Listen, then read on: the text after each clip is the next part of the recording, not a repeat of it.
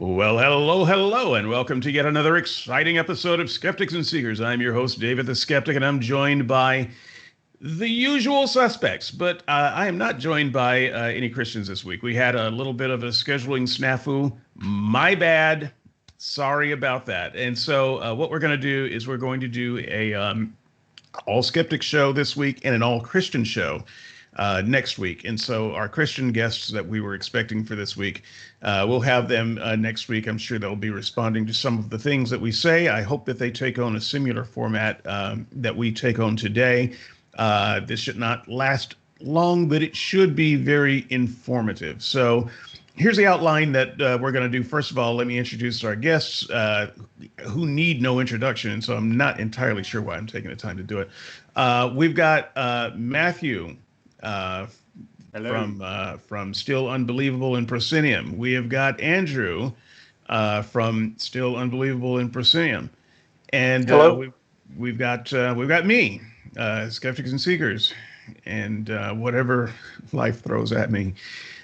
So that's the usual suspects. We might have Darren pop in at some point, and so. If he does pop in, this is his introduction. We have Darren from Places. So with that, our format today, we're going to, first of all, talk a little bit about science and what we mean by science. I'm fairly convinced after the first couple of shows that there is maybe a misunderstanding, or at least we're not exactly on the same page. When Christians talk about science and when skeptics talk about science, I'm not sure that we're talking about the same thing. And so I want to make it clear what I'm talking about and have the other skeptics make it clear about what they're talking about, because it could be that we're not talking about the same thing either. So we'll find out. The second thing we're going to do is we're going to look at the Christian arguments as we have heard them so far and as we understand them.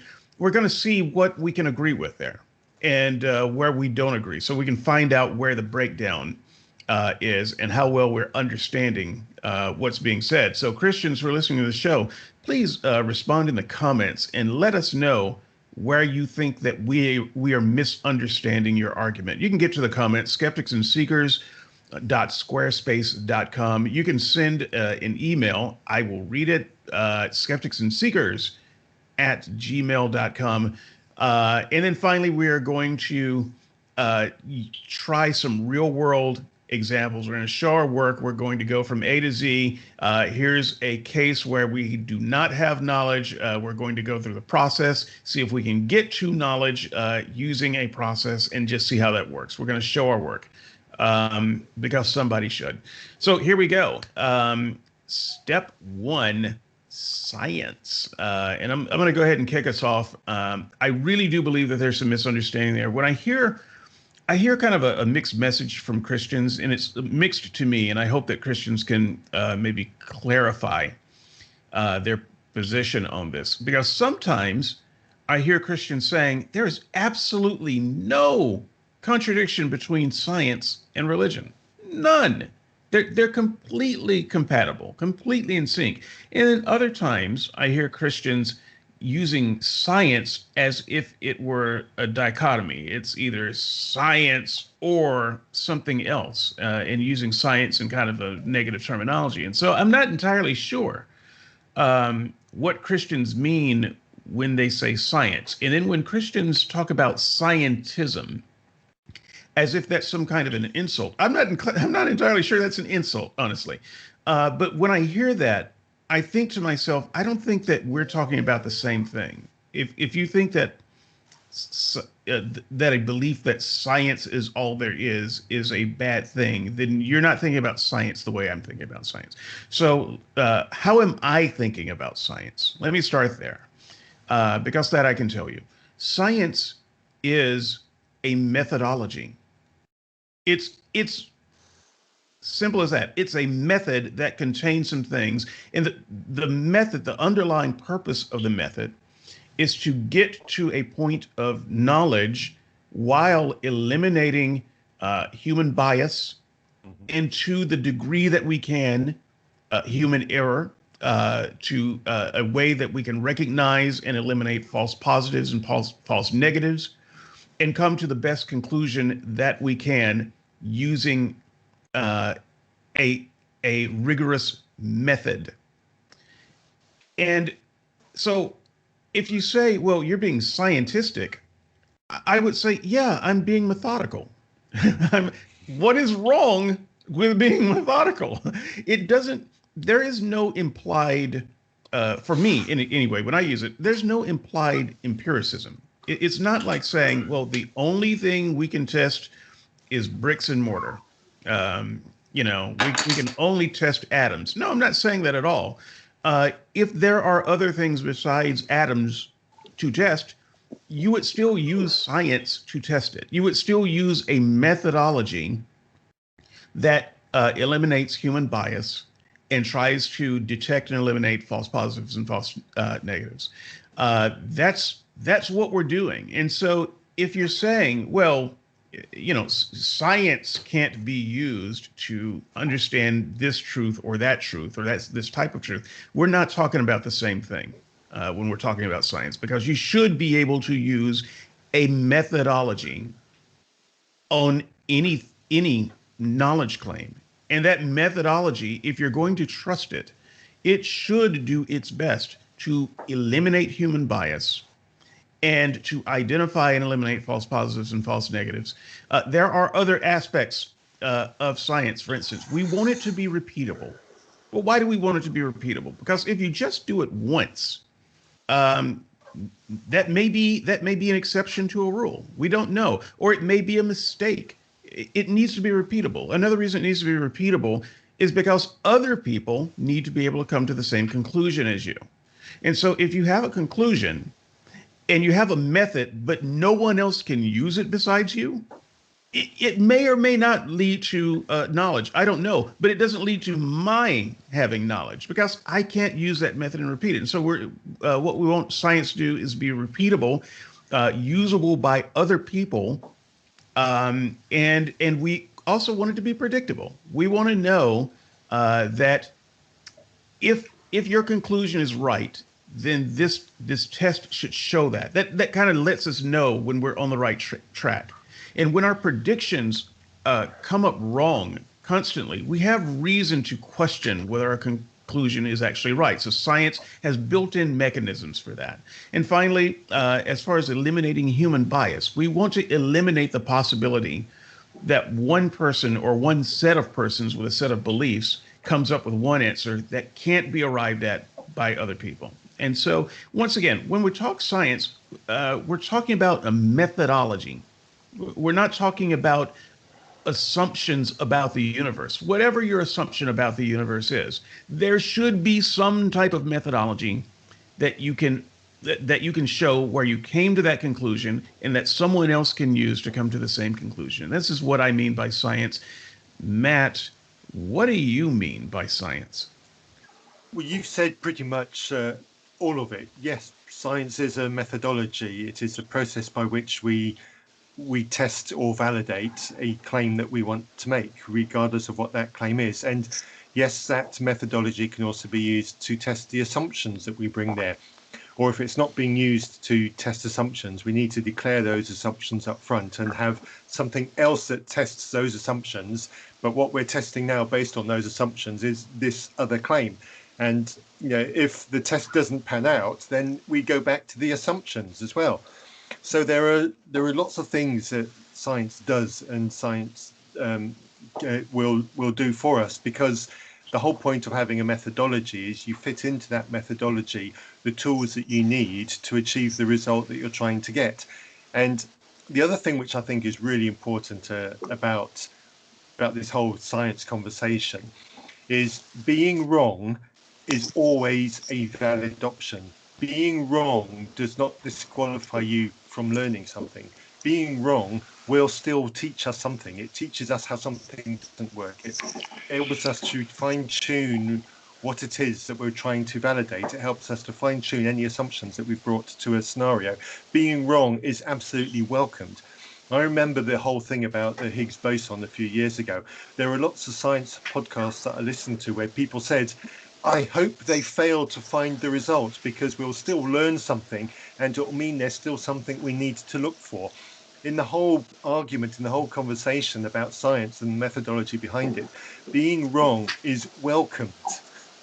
This is something that we need to embrace. And this whole finger pointing that some people do about science, science got this wrong, therefore science is completely invalid, it's not a good process. No, the reason why we know that's wrong is because of the scientific method. We validated it, we tested it, we came up with an idea, it didn't pan out. Okay, so what do we need to change in order to find out what we can do in order to find what the right answer is? So that's what I want to add on and tack on to what it is that you've just said. I can go on about scientism if you want, but we might want to wait a bit later for that. No, go ahead. Go ahead. Andrew's still pulling together his thoughts, I'm sure. Hit us with scientism. I have an ugly relationship with the word scientism, and sometimes I don't think there's even a consistent meaning behind what scientism is meant when it's pointed at science. And I have very little patience with the word scientism. It's usually used by a certain brand of Christianity in order to try to invalidate what's just been said to them, without actually having to address what it is that's been said. As soon as you throw out the flag scientism, it gives them license to just disregard what's been said and ignore the fact that actually what's just been told them is some very valid points that they need to consider. But they go, no, scientism, and walk away. And I think that's really disingenuous and really dishonest. So I don't like it when Christians do that. In terms of scientism, I think usually scientism is meant to be belief that all that there is beyond in the world. There's a lot of background noise. Andrew, can you mute? Say it again. Yeah. Could you mute your audio for a moment? Yeah, is it still causing trouble? Yeah. Oh, that's better. Okay.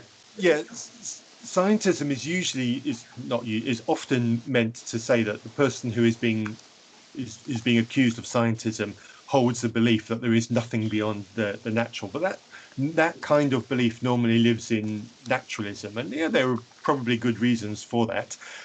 But the scientism bit is stuck in there to try to invalidate the scientific ideas that they're bringing to a conversation, which is a disingenuous way of invalidating the argument. It's being used to throw in an accusation that's inappropriate to the conversation that's being had. So that's the one thing.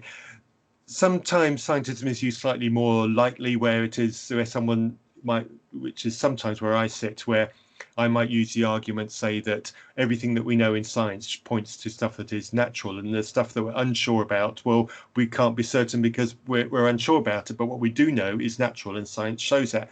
And I'm okay with that as a brand of scientism, because all science has shown at that point is the stuff we can be confident about, the stuff that we call knowledge now, is stuff that's natural. That doesn't mean that there's stuff that we don't know, because there is stuff that we don't know. That is an affirmation of science. Science only works because there is stuff that we don't know. Science only exists because there is stuff that we don't know. And science is a process of finding out about what we don't know. But every explanation we have now is a natural explanation. So if that's all you mean by scientism, I'm quite happy to fly that flag. It doesn't mean that there's nothing that we can know that's not natural. And finally, I think on the whole process of science, I think quite often science is told that it's only a natural tool. So science is the inappropriate tool for determining the supernatural. I don't entirely agree with that, because, as stated earlier, we affirm that science is a methodology. It's not a microscope, it's not a test tube, it's the methodology that is used. And it might use a microscope for testing something, it might use a test tube for testing something else, but it's the broad methodology. So bring in the tool that's appropriate for exploring what it is you want to explore. Use a telescope to look at the moon, use a microscope to look at an amoeba, but each of those you use in the process of science, which is the methodology to work out what it is that you want to look at. Find the right tool for testing specifically the supernatural, and that will fit into the scientific methodology. So science is, I think, a good tool to use and to ask questions for, and to try to find answers about what is the supernatural. We just need to find the right tool for performing that specific test. Yeah. So before passing on to Andrew, I just want to say this is an excellent point you made about scientism. I honestly think that what a lot of Christians are trying to say is naturalism. And if you want to use that as a slur, fine, great. That actually makes sense because I'm a naturalist. And not everyone is. In fact, not even every skeptic is. So that's something that we can have a debate about, right? So you can say, "Oh, you're just being naturalistic." Great.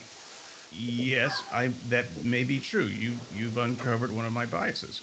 But to say you're being scientistic is simply to say you're being methodical in a well understood method. That doesn't make sense as a slur at all. Christians who are trying to prove the Holy Spirit should be methodical. They should be using science to do that. And if they are not, I don't know what they're using.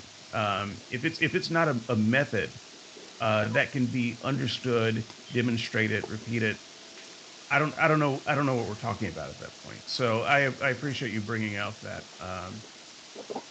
insight. Andrew, science. Okay, so I think the best place to start is to first ask Matthew to read the definition that I threw to him. Matthew, did you get that text? Yeah, 1 second. Look, all definitions, all word usages sound better when they come from an English accent. So we'll start there.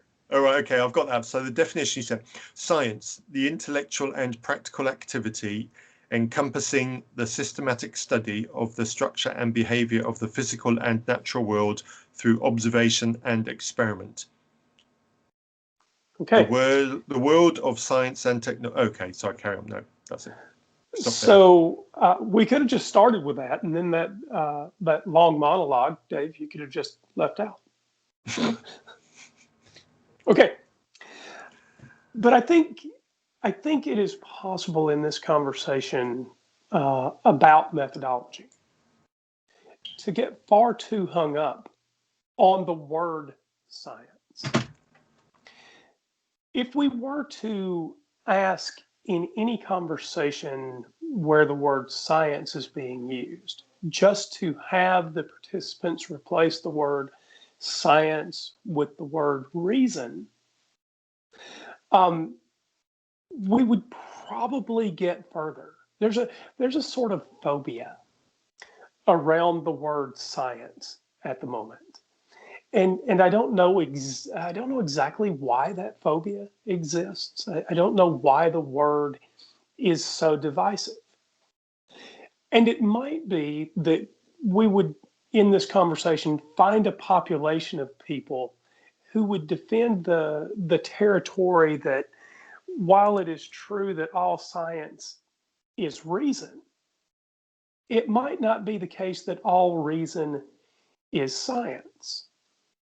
So to add to this bit of our conversation, I will simply say that we can have that conversation about methodology without using the word science. We can use the word reason as a pretty good substitute. Maybe you say, okay, but Andrew, aren't you actually just a materialist? Well, yeah, I am. But in the case of a supernatural claim, as for instance, I am a natural being. And I would fully expect, if you are suggesting to me that there is a supernatural being that can interact with me,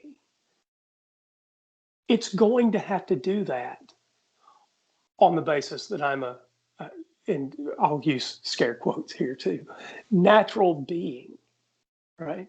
So I think the thing that we are probably going to try to uncover in section 3 of this conversation about examples is what would it mean to introduce a supernatural claim. Hopefully that's where we're going to get, right? We've got some natural claims and supernatural claims. And how do we verify them? I don't care if we use the word science or reason. But what I do care about is whether the result is comprehensible by the ordinary tools that we all use to comprehend the world around us. And I'm sure we're going to get into what those tools are. That's another conversation we should have. Hopefully by the end of this, we will have discovered that science and reason are by and large identical. And if we haven't, then it should be on the other side. If there is in fact a defense of a supernatural methodology, then hopefully next week we will get to find out what gaps we left and how those gaps are demonstrated, how it is demonstrated that there are gaps, so that we can all better understand the world that we live in. But as it stands, whether you say reason or science, we are simply talking about the way we all comprehend the world that we live in. Okay, I want to pick up from the definition that you read. It included the words "the natural world," an examination or exploration of the natural world. And yes, I'm a naturalist, and Christians might say, "Well, you just picked a definition that preferences naturalism." But I would. This is why I would expand. I use a more expansive definition of science. That definition is not wrong that was given, but I'm trying to accommodate the Christian claim of the unnatural world. Okay, so if there's a natural world and you're saying that doesn't explain everything. Okay, great. Unnatural world, that doesn't change the fact that it needs a methodology, though. And so I would still call whatever the Christians are doing to uncover truths about the unnatural world to be science. That's still science. It may include a different methodology. And if you can say, well, there needs to be a different kind of science for the supernatural, fantastic. Show me that methodology and why it works with things that are not natural, and I will be glad to see that. At the very least, show me that methodology at work and apply it so that I can see what you're talking about. I am not locked into simply methods that tell me about the natural world. I'm locked into it because that's all I know and that's all I have. But you can educate me by showing me your work of how you examine the non-natural world, or the supernatural world. I'm a relatively smart guy. I can follow you, yeah, but I need you to show me your work. So let me tell the listeners where that usage came from. Go to Google, type in "define science." I do this in almost every conversation where some word is at issue. I'm not suggesting that is the best usage of the word science, just that it is the most common. And I think that is a good enough place to start in any conversation like this. And, if both sides disagree, then at least we have a platform from which we have started together to found our disagreements. So again, define science at Google. That's the definition that pops up. Right. So I'm trying to move to that next step, which is to understand the Christian side of this equation.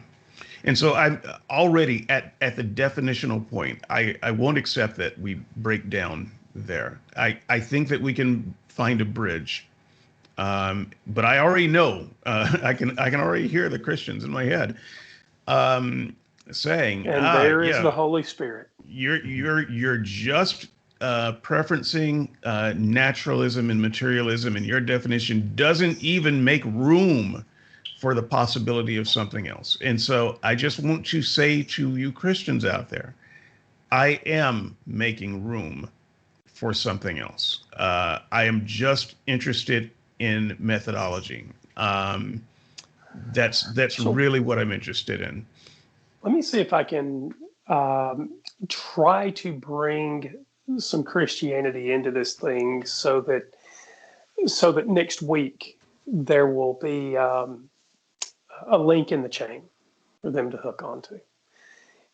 When I was in college, and I admit that we were still writing on stone tablets in those days, but there was a lot of. I'm sorry. When did we stop writing on stone tablets?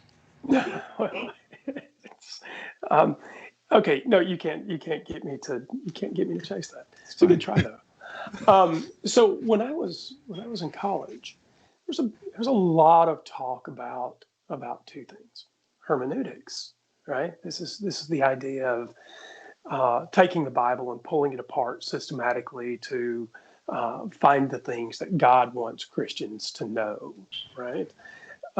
Command, example, necessary, inference. How do we read the Bible and uncover its truths? And truth there should probably be capitalized. If you're a very conservative Christian.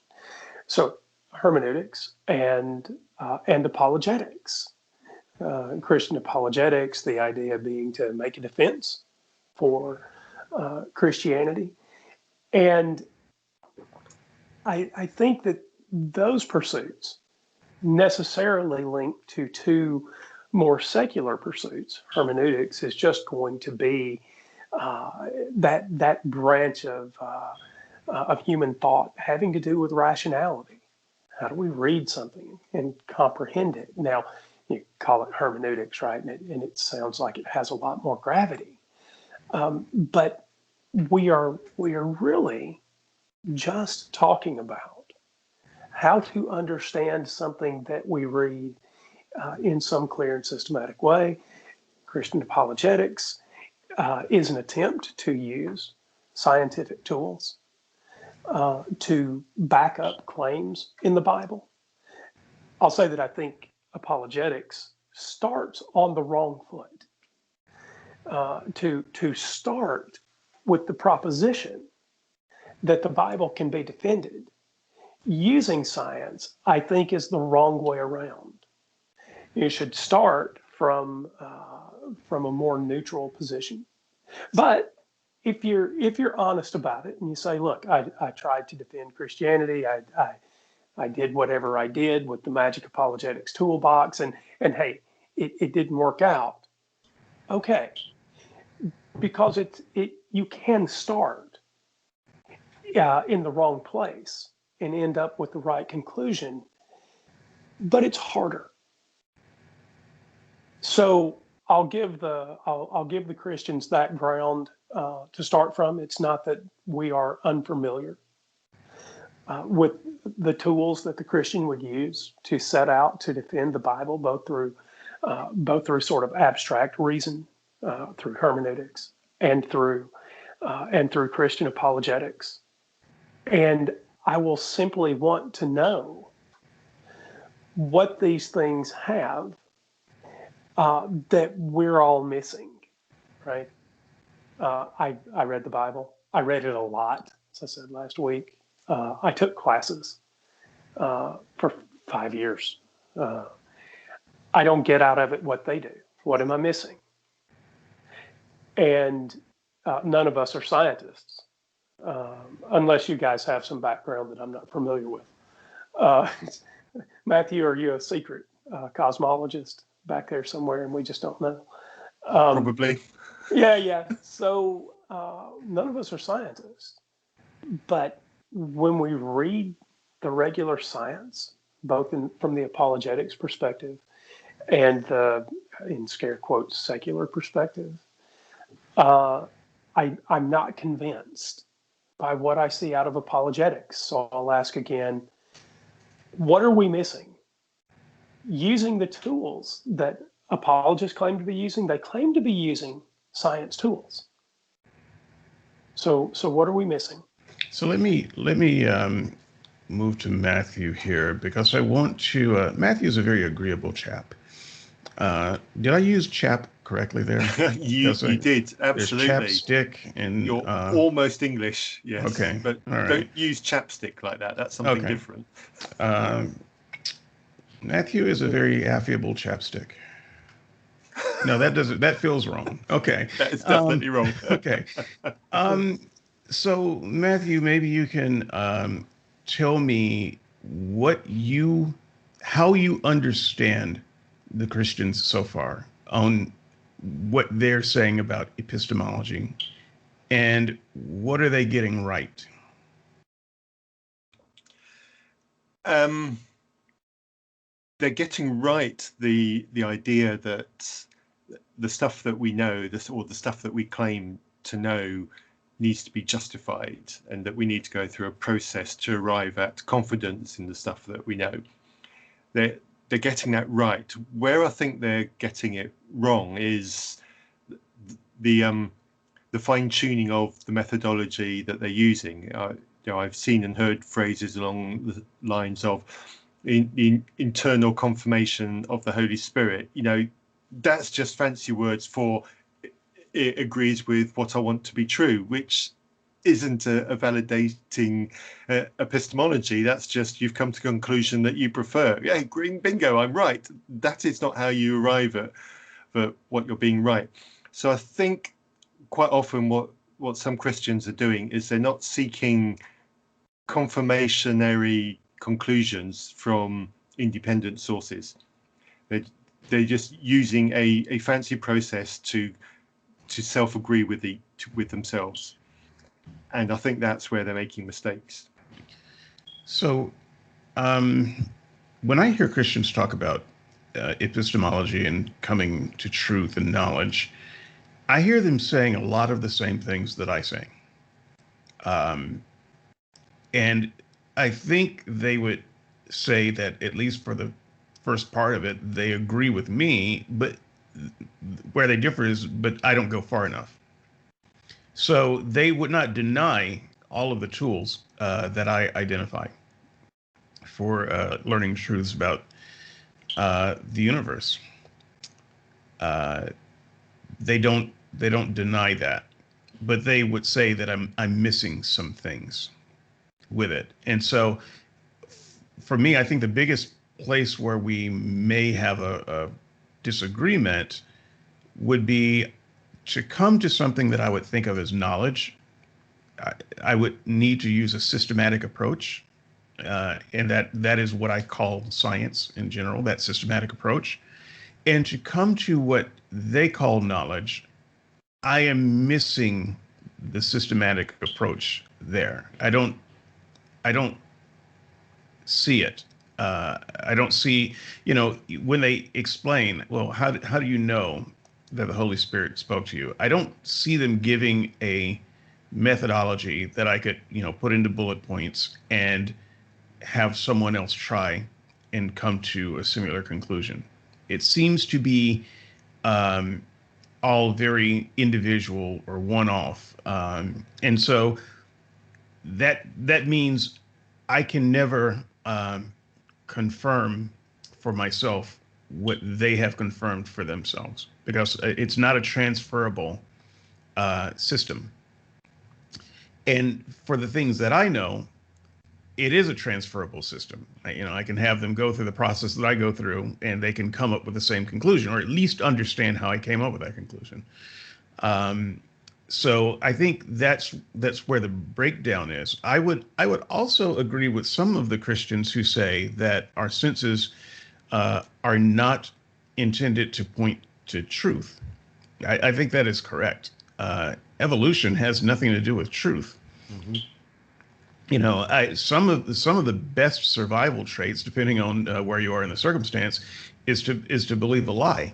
Mm-hmm. The lie can save your life. The truth may not do anything for you. So certainly won't set you free.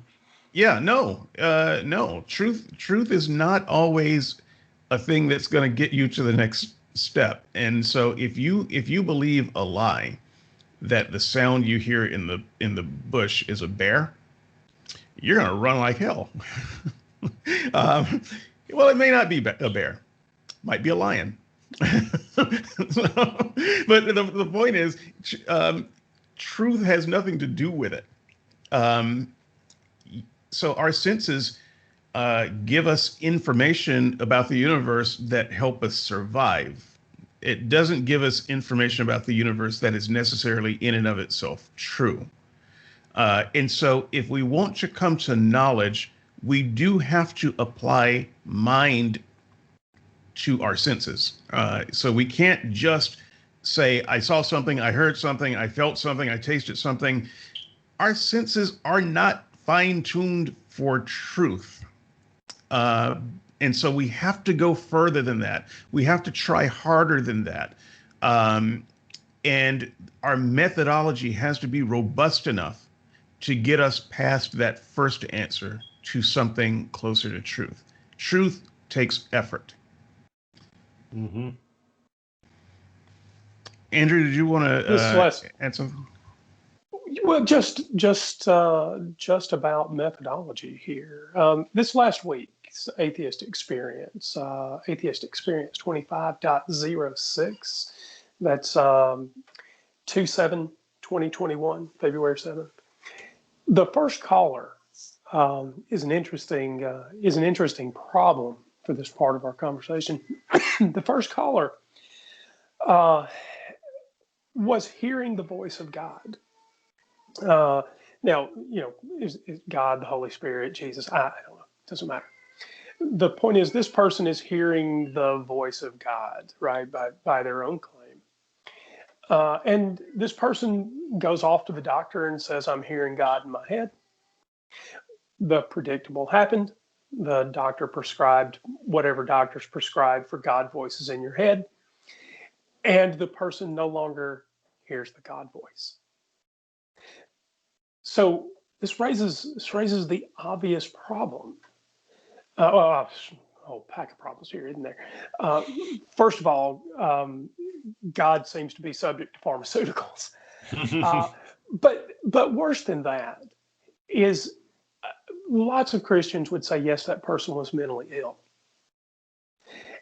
And the problem here for the Christian and for the skeptic is to differentiate those authentic claims of hearing from the Holy Spirit versus this person who is ill. Now, I would like to say that this problem is even deeper than this, because so suppose this person had never gone to the doctor, right? And this person reports hearing from the Holy Spirit at a tent revival meeting, or at a Sunday worship service, or in a child's devotional class. How many people would think, yes, that person has heard from the Holy Spirit? In fact, let's just say that what this person heard over and over is, you should love everybody, right? So he's not an evil character. He has good thoughts, but he thinks they're from God. Doesn't go to the doctor. He doesn't get treated. The problem then is to decide whether this person actually heard from God or not. Now, we know this person's story. Hearing voices in his head that needed to be treated. But the problem still is to be able to tell those authentic voices, if there are any, from those that are mental illness. And it's not my fault that this problem exists. But differentiating between the two is something that I don't see a clear method to get behind. So let me bring up another Christian objection that follows on to this, because I think this is an important one. Christians would say, well, But you all admit to being naturalists, and the fact is, if something supernatural did happen, you wouldn't acknowledge it. In fact, how would you even know that the supernatural happened? Which I think is an acknowledgement that the only way we are using to gauge events is by natural methods. And so, if we verify it through natural methods, it's going to look natural. And I would say to that, you are right, Christian. I wouldn't know, but that's not actually a problem from my side. It's more of a problem for yours.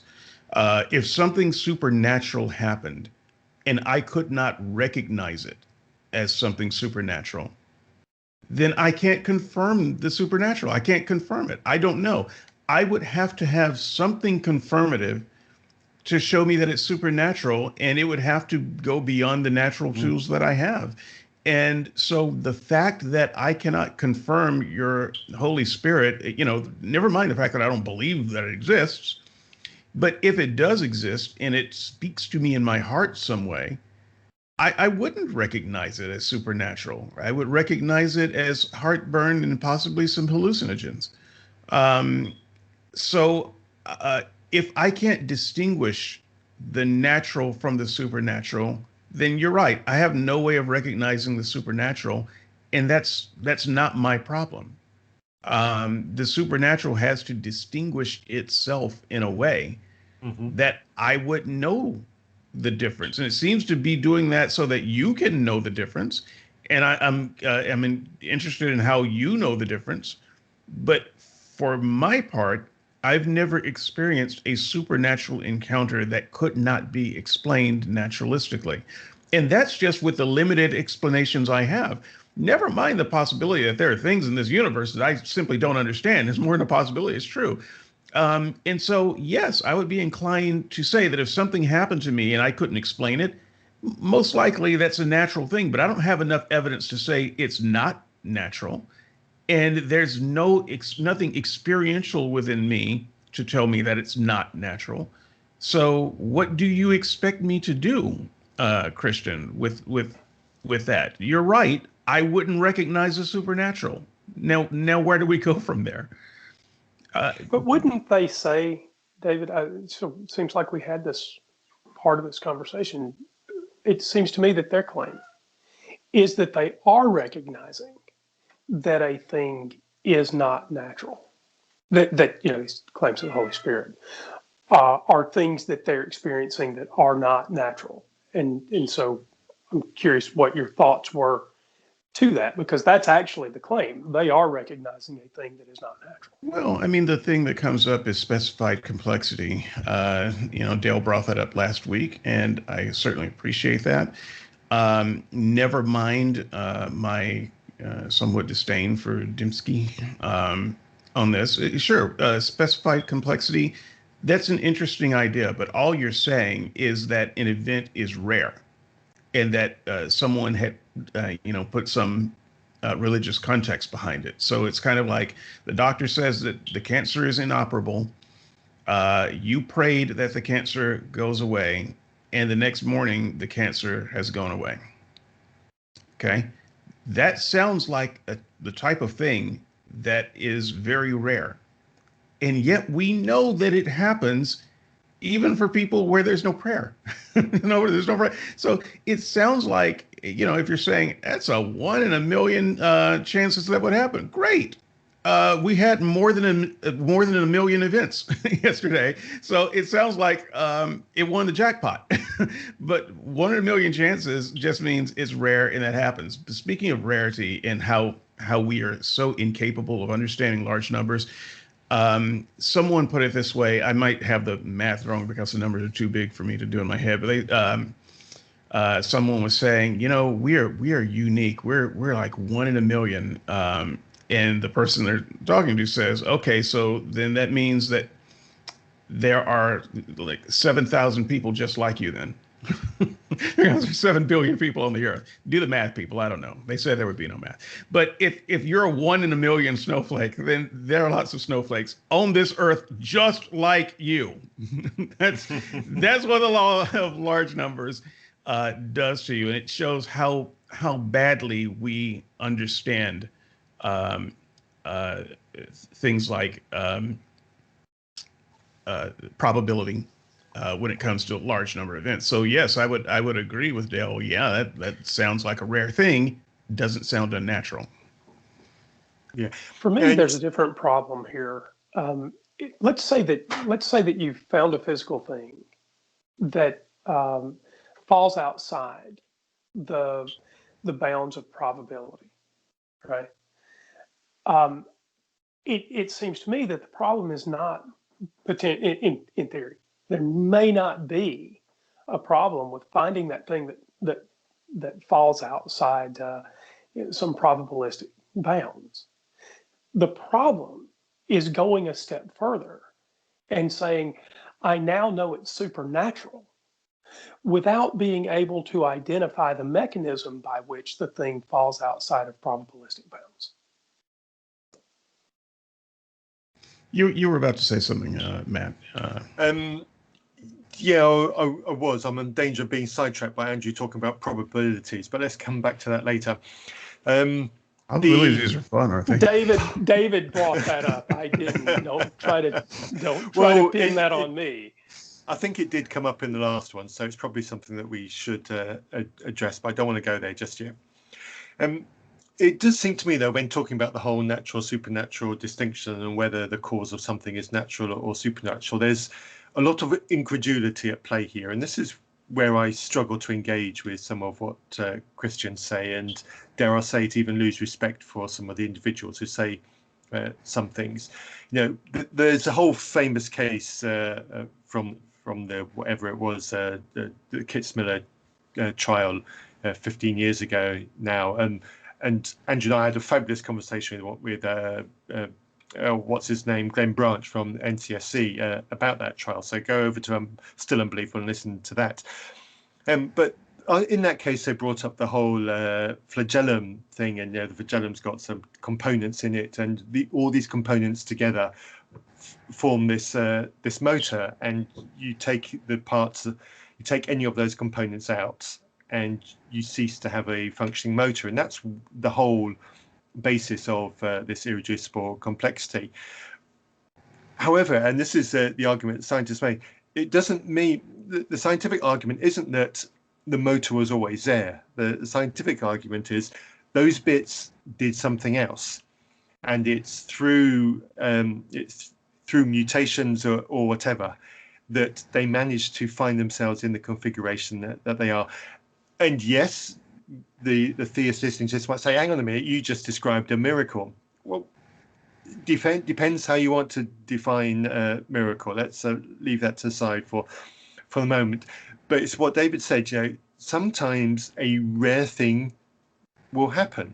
And in terms of this bacterial flagellum and those bits falling together, and it may well have happened over a period of time. It may have had a really poor functioning motor, and then there was a bit of a mutation which made it a slightly better functioning motor, and therefore that's the one that progressed. All we see now, these millions of years later, is the end result of a chaotic randomized process which filters out the one that performs the best.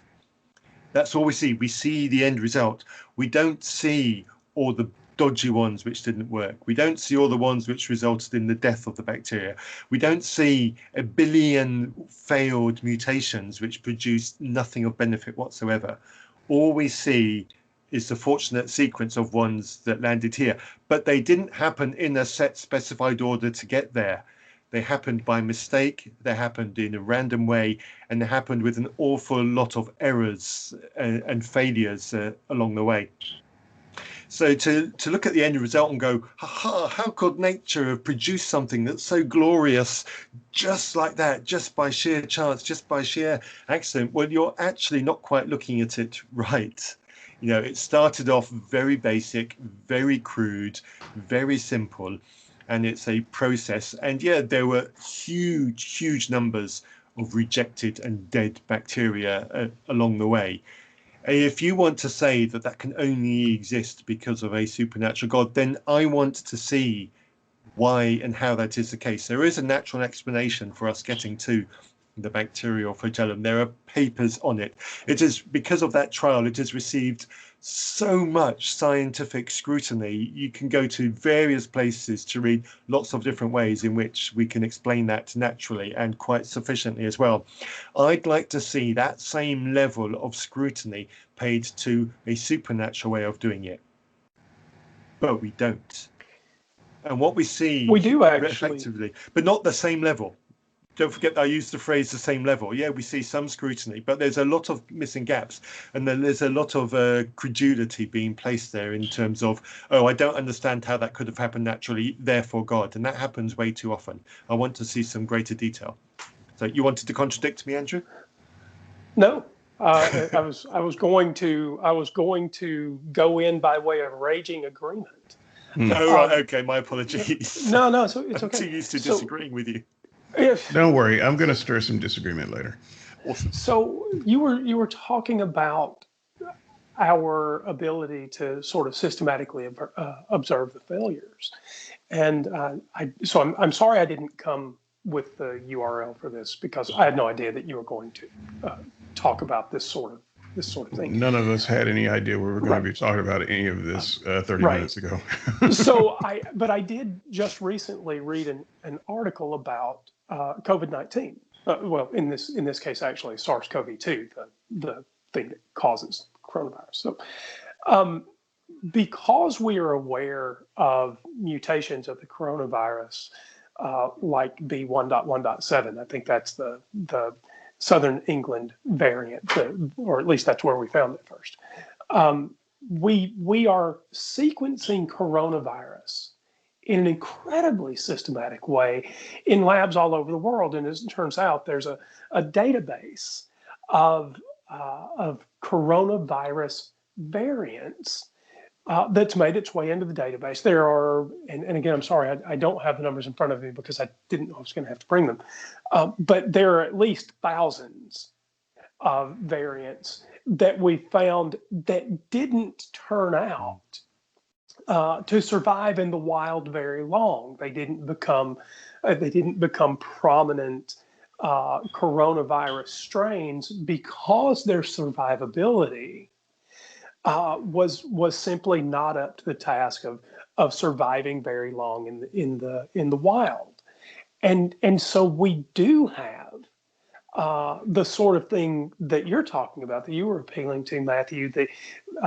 Do we ever see the failures? Well, yeah, we actually do collect the failures.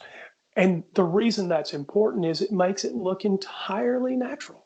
It fits the evolutionary tale that I think you were appealing to. Well, in the case of flagellum, there's a video. I would say that I'll post it, but I'll forget, and we know that I won't.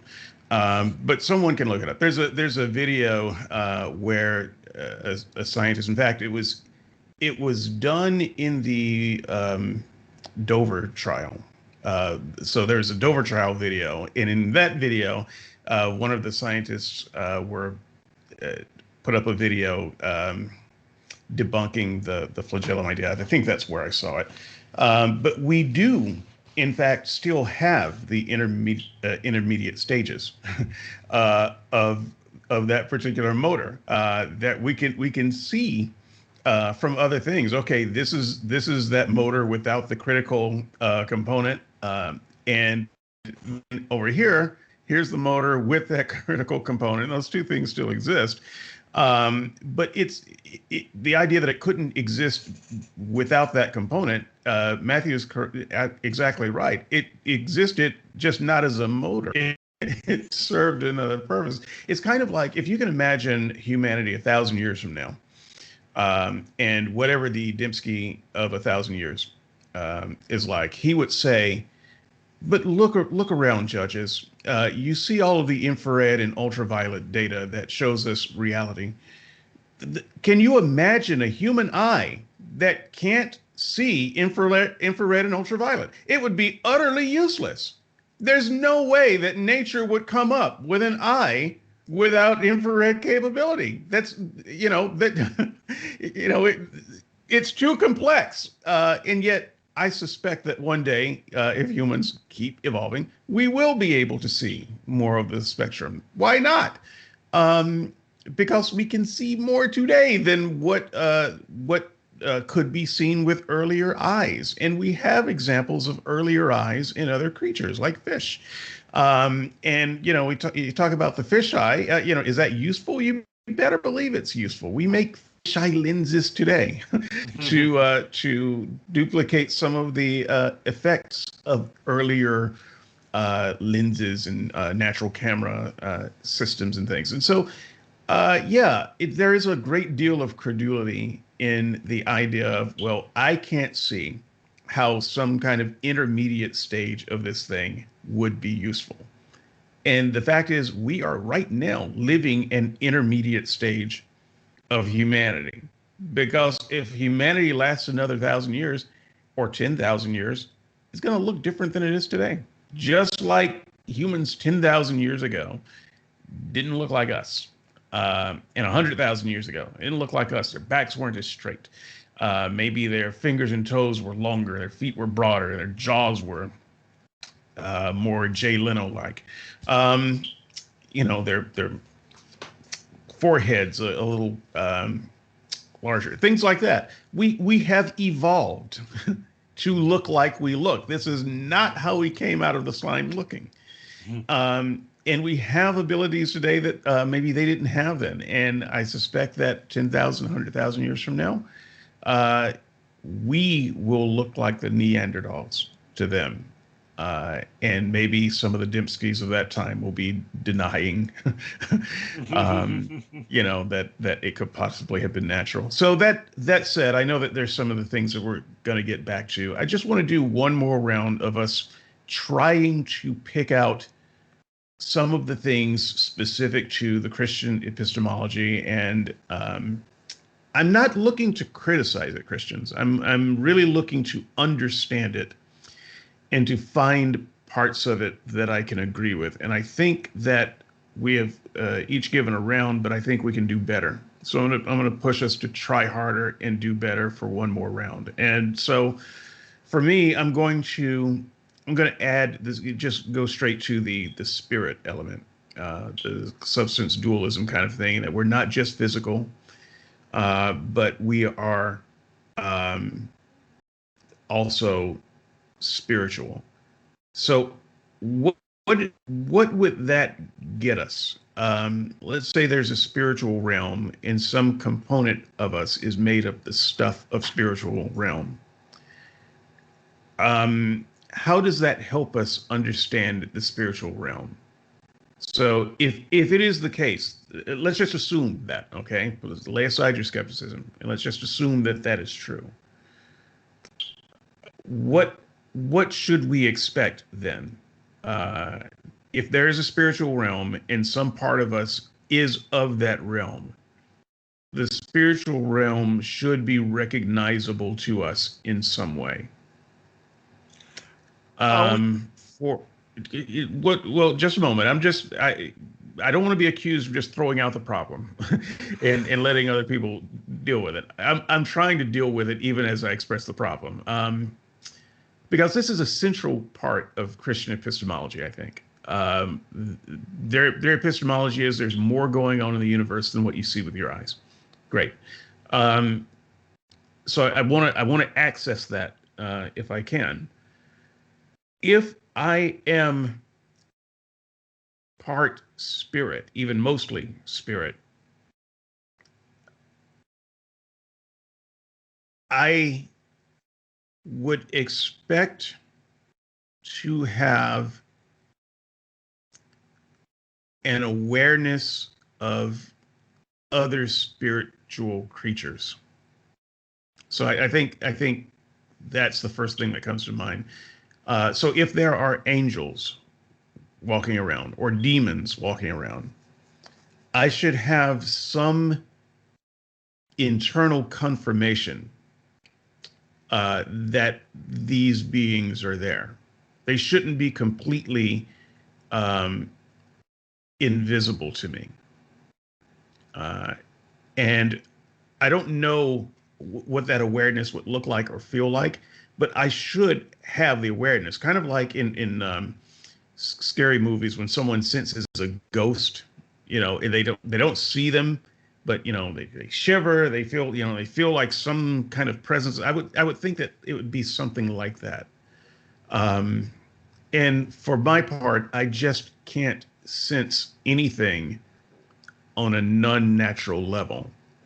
So, you can say, well, your spirit detector, your spirit is broken and dirty and, it's too caked up with sin. Maybe that's another issue. But that's the thing that I would expect, and I don't feel it. And I don't know how to validate the Christian claim that it exists if mine is broken. That was kind of where I wanted to go with my answer. I'm going to go a little bit more detailed than that. I see one of two options being possible. If we're part spirit, then I've got my next question is, are they individual spirits? In which case, is there spirit to spirit communication? And in which case there will be some kind of validation of that, because we'll be able to say, my spirit had a conversation with so-and-so spirit halfway across the globe, and now we both are aware that this conversation has been had, and we both have this knowledge that we can share, and we can ring each other naturally and go, yeah, do you remember that conversation? Yeah. Okay. I would expect something like that to be feasible. Or the other option is it's a hive spirit, bit like the Borg, so which all share a bit of the same spirit. In which case, it's a hive mind. In which case, a bit of knowledge that I might have by the spirit, well, should that also be automatically available to everybody else as well? And even then, we would have some kind of confirmation of knowledge that is transcendent to everybody through this spirit process. So I would expect that kind of thing, and a way to test it, and nada. Andrew? So I guess my problem with the claim of the supernatural, and specifically what you would feel, is that I've been in a lot of places. I've met a lot of people. I've done a lot of things. And the feeling that you can get from singing psalms, hymns, and spiritual songs, those feelings are, for me, replicable without songs and hymns and spiritual songs. And in fact, it's worse than that, because spiritual feelings, even very strong feelings that are attributed to church, that kind of thing, I get a wider range of those.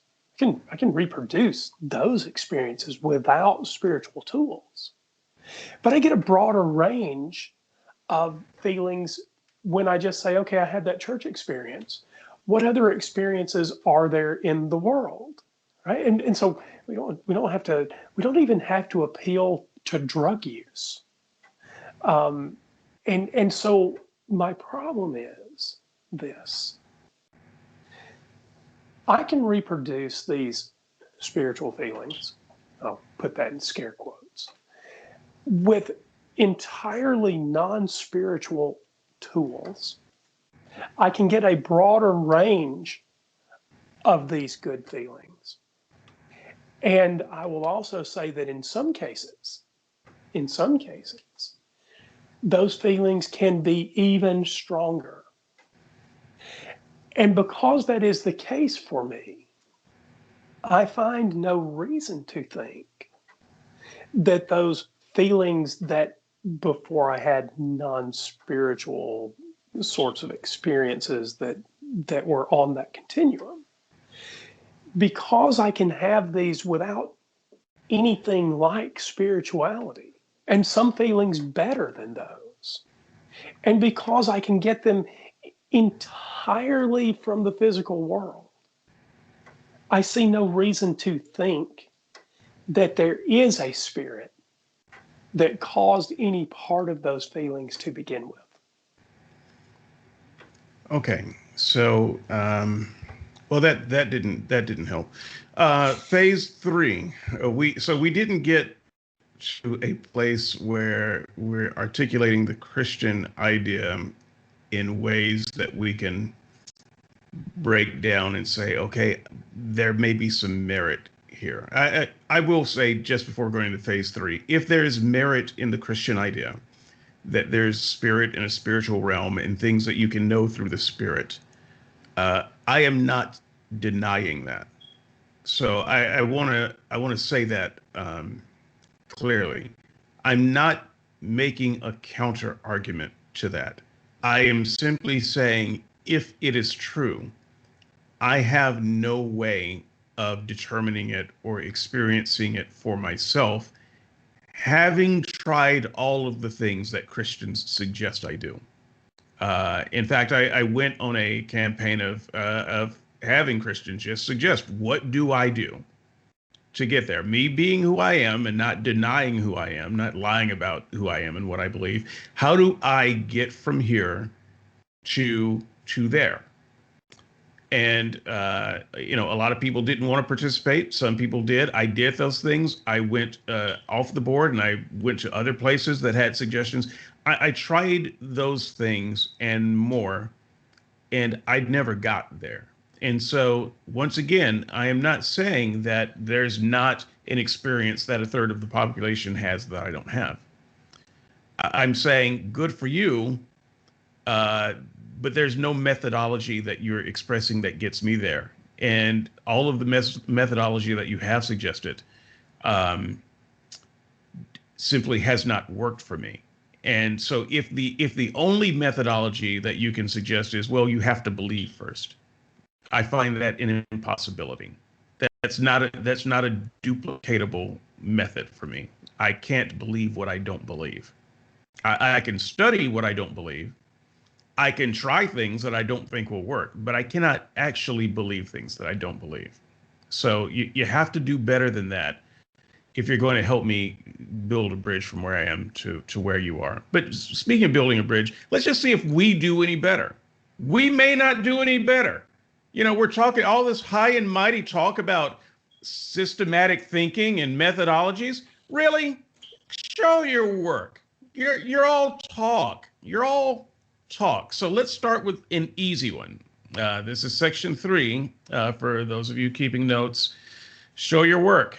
After this, we depart the show in victory or in shame, hopefully with a combination of both. Okay, so I'm going to kick us off with a really easy example because I want to get a baseline for how it works. Flat Earth.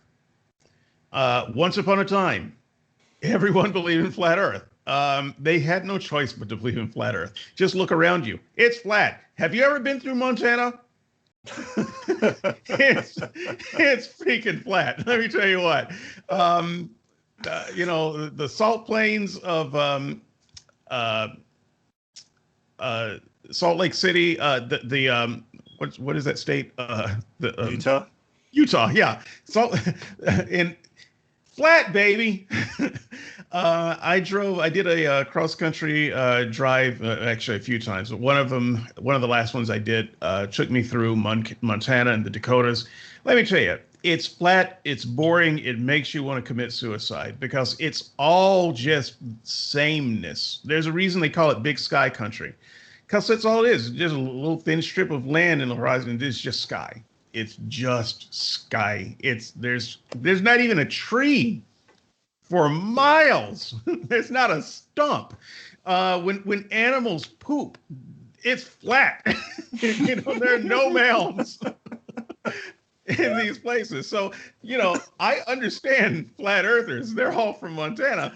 And then also the proposition that the earth is motionless. I mean, look around. I'm in a chair that rolls, and I'm on a hardwood floor. I'm not rolling right now. If the earth were moving around, surely I'd be bouncing all over my walls. I don't. So go from that to No, the Earth is a ellipse, ovoid, oval. So what is it? Obloit spheroid. Obloit, yeah, those things. Uh, go from that primitive uh, misunderstanding to a real understanding. Um, how do I do that? I will begin, and I'm going to begin with a lot of ignorance, because I'm not a scientist, I'm not a mathematician, I'm not a sailor. Um, I have flown in planes up in the sky pretty high, and when you do that, you can see that, that's, well, it's not exactly flat. So there are some things that you can observe from a certain vantage point if you're lucky enough to get there. But I don't have the tools to measure these things. I don't have any original knowledge that I've done experimentation with. So the very first thing I start with when I am going from ignorance to something that I consider knowledge is I start with the source. Now, this may not be the place where everyone starts, but I have to start with where I'm going to end. And where I'm going to end is, what do I consider a reliable source? Because at the end of the day, I'm going to have to check my knowledge against something. If I do all of the experiments, and come up with something, how do I check that? Who do I check it against? And so part of my process is realizing that whatever experimental data I come up with, I've got to check it against something. So I start with the source. Who am I going to believe? What is the Scrabble dictionary in this case? So my source is going to be science-based sources, where astronomers, probably going to give most of it to astronomers, have done the work and have come to conclusions. That's going to be the thing that I'm going to trust.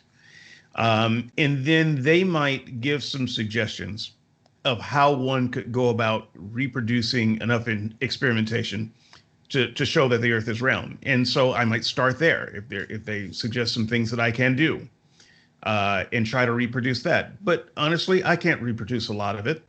I will observe, I will read, I will think, and then I will look at consensus.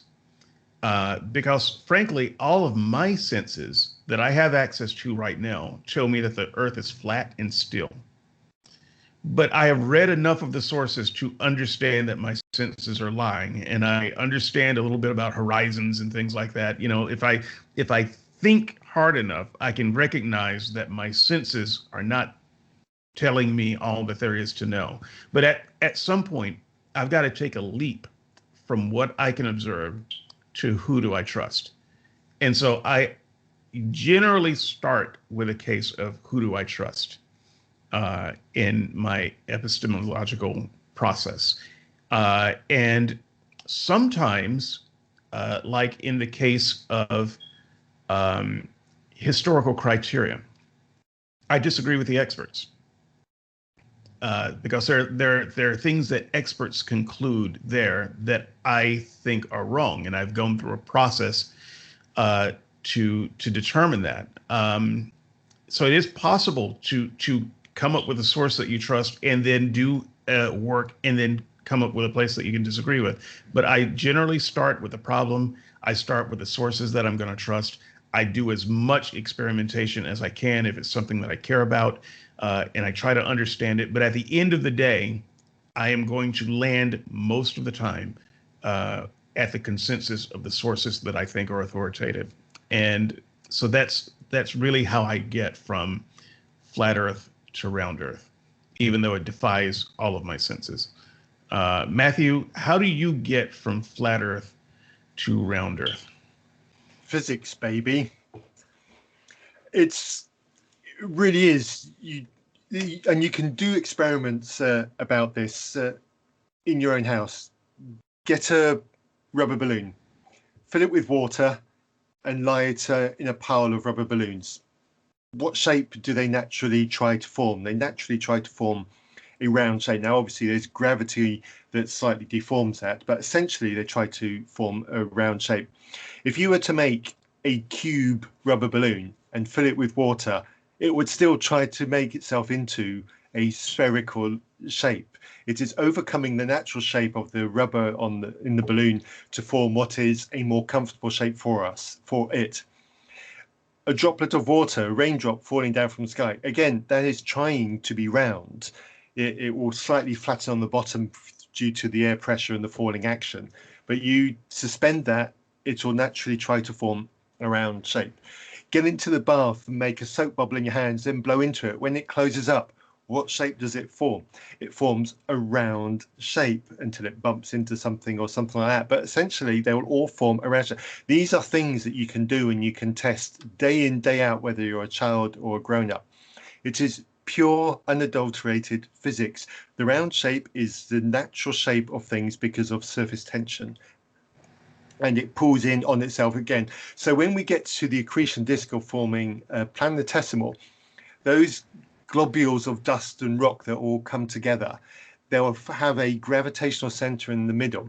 And then this again, so gravitational attraction combined with surface tension, it will naturally try to form a round shape. Now, there are difficulties there in that some of the smaller bodies won't have enough gravitational strength to pull themselves to be round, so they'll be lumpy, potatoey kind of shapes, but they certainly won't be flat. You won't have extremities, they'll crumble in and you'll get a rough shape. As soon as it gets beyond a certain size and the gravity becomes so strong that it essentially becomes a round shape, mostly like our Earth. Our Earth is, as said earlier, an oblate spheroid, and that's because of the rotating action. And again, this is simple physics. It rotates because of the action that it is, and that's the leftover action from the forming of the plantation and the dust and the rocks that were in orbit around the sun, and they've got a motion. So when they form a planet, that planet will contain a motion, and that will rotate in one way and continue in the orbit around the Earth. And that spinning action makes it slightly fatter at the equator and slightly squashed at the top and the bottom. Hey, just by coincidence, that's the shape that our Earth is. You know, it's all essential physics. So you can do these the simple experiments I mentioned earlier to just convince yourself that the basics, the fundamentals of physics are not going to form a flat shape, whether it's a disc or a square. It's just not going to do it. It's going to create a three-dimensional spherical type object, and I think that's really all you need to posit that a flat Earth really isn't a possibility, and you don't need to start going into all the complicated geometrical measurements, but you can if the conversation gets that far. Okay. Also, we've seen pictures, images. They're all fake. They're planets. All fake. Well, other planets. I mean, we can see Jupiter, Venus, Mars, and it would be very strange for Earth to be the only flat thing out here. But isn't the universe flat? Isn't that one of the theories, flat universe, as opposed to, the shape of the universe? Potentially. Our solar system is flat, but that's because of the rotating action. If it wasn't rotating, or if it wasn't spinning like that, and if it didn't have that energy in its rotation, then it would be a more circular spheroid universe. Galaxy, our solar system. And that's why the rings of Saturn are the shape they are. It's that rotating action. And if you notice, they're actually rotating, I think they're rotating within a certain number of degrees of the equator, of the spin axis, the line of Saturn. And so it's all of that energy, it's all of that rotating unit and rotating body. So Saturn isn't rotating differently to its rings, it's rotating the same way and around the same spin axis, because they're all together. A good way of testing this is you get a bicycle wheel. You take it away from the bicycle and you hold the bicycle wheel on the axles through the middle. And if you just hold it still like that without it spinning, you can just spin it around like that. You can, no problem at all. But then you hold it, and then you get a friend to spin the bicycle wheel, and then you're holding it there on the axle with the bicycle wheel spinning. Now you try to spin it like this, and it won't go. The spinning action, the spinning rotation of the bicycle wheel makes it difficult for you to turn it offline. It really takes some strength. This is an experiment that you can do so long as you've got a bicycle. Don't steal one, that's bad. But this is an experiment you can do in your own garden. It takes a surprising amount of strength to take that bicycle wheel off what it's been set to be spinning at. And this is why the rings of Saturn are the way they are. They're spinning in that way. And that is why our solar system, the planets on our solar system, are all basically spinning on the same plane. This is why they always appear in the same line in the sky. Pluto is slightly odd from that, because we don't think that Pluto actually formed from the same planetary disk that the rest of our planets joined. It came as a later addition, or a later clump of rocks, and there are other objects out there in the Pluto region of space, and that's why Pluto's in an orbit that's not quite the same, and it's on the so it's not like that. And so again, our universe, on the assumption that it is rotating somehow or something like that, then yes, it'll be flat or slightly misshapen or something like that. But that doesn't help the flat Earth argument at all. Okay, thank you, Bill Nye. Andrew, why take us from how you got from flat Earth, Andrew Neanderthal, to round Earth in motion, Andrew current? Okay. Let's start with the northern and southern hemispheres. Were the Earth flat, and were it being evenly heated by this thing we call the sun? If it were flat in that way, we wouldn't expect the northern and southern hemispheres to have opposite summers and winters. So it's winter here, it's summer in the southern hemisphere. When it's summer here, it's winter in the southern hemisphere. So the first question that you should ask yourself then is, what best explains that? And one of the things that we all learn in grade school is axial tilt. Well, you can just take a regular lamp, take the shade off of your lamp, draw a line around the center of any ball that you happen to have in your house, turn it about 25 degrees, and walk around that lamp. Don't trip over the cord. Walk around that lamp with the ball tilted about 25 degrees. Come on, it's easy. It's between 0 and 45. And you can actually see that the light will hit the southern part of the ball on half of the walk around the lamp more than it hits the northern part, and the same is true on the opposite side. That's pretty good experimental verification. But we don't have to stop there. If you're really interested, you can get on a plane. It'll cost you a few $1,000s. But you can get on a plane, and you can travel around this planet, west to east or east to west, and arrive at your starting point. Here's what you don't do. You don't crash into an ice wall. But we're not done there. So now I want to talk about the conspiracy part of this. Now, I don't know how many flat earthers hold to the following theory. I'm not a flat earther. I don't go to their conferences.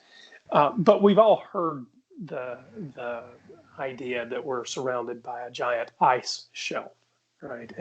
And somehow there are platoons of people that keep us all from being able to go there and find the edge of the world, in essence.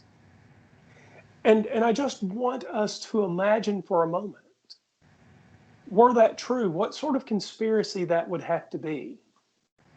Because it is pretty clear that we have governmental differences on this planet, whether you think it is flat or round.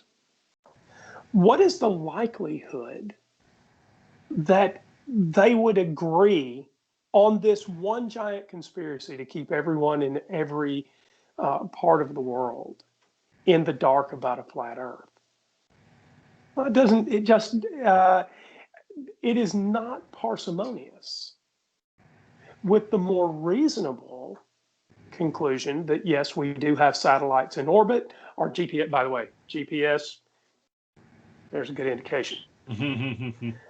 When we take our satellites and launch them, one of the things that I don't find is that they bounce back to Earth because they hit the globe, our top of our snow globe, right? They don't do that. By the way, just real quick, welcome Darren Lute. He's muted at the moment, but Darren Lute is here. Go ahead, Andrew. Darren, just to catch you up, we have gone through phase. Don't tell me to go ahead and then say, by the way. No, that's how I do. So what did you expect? Read the label.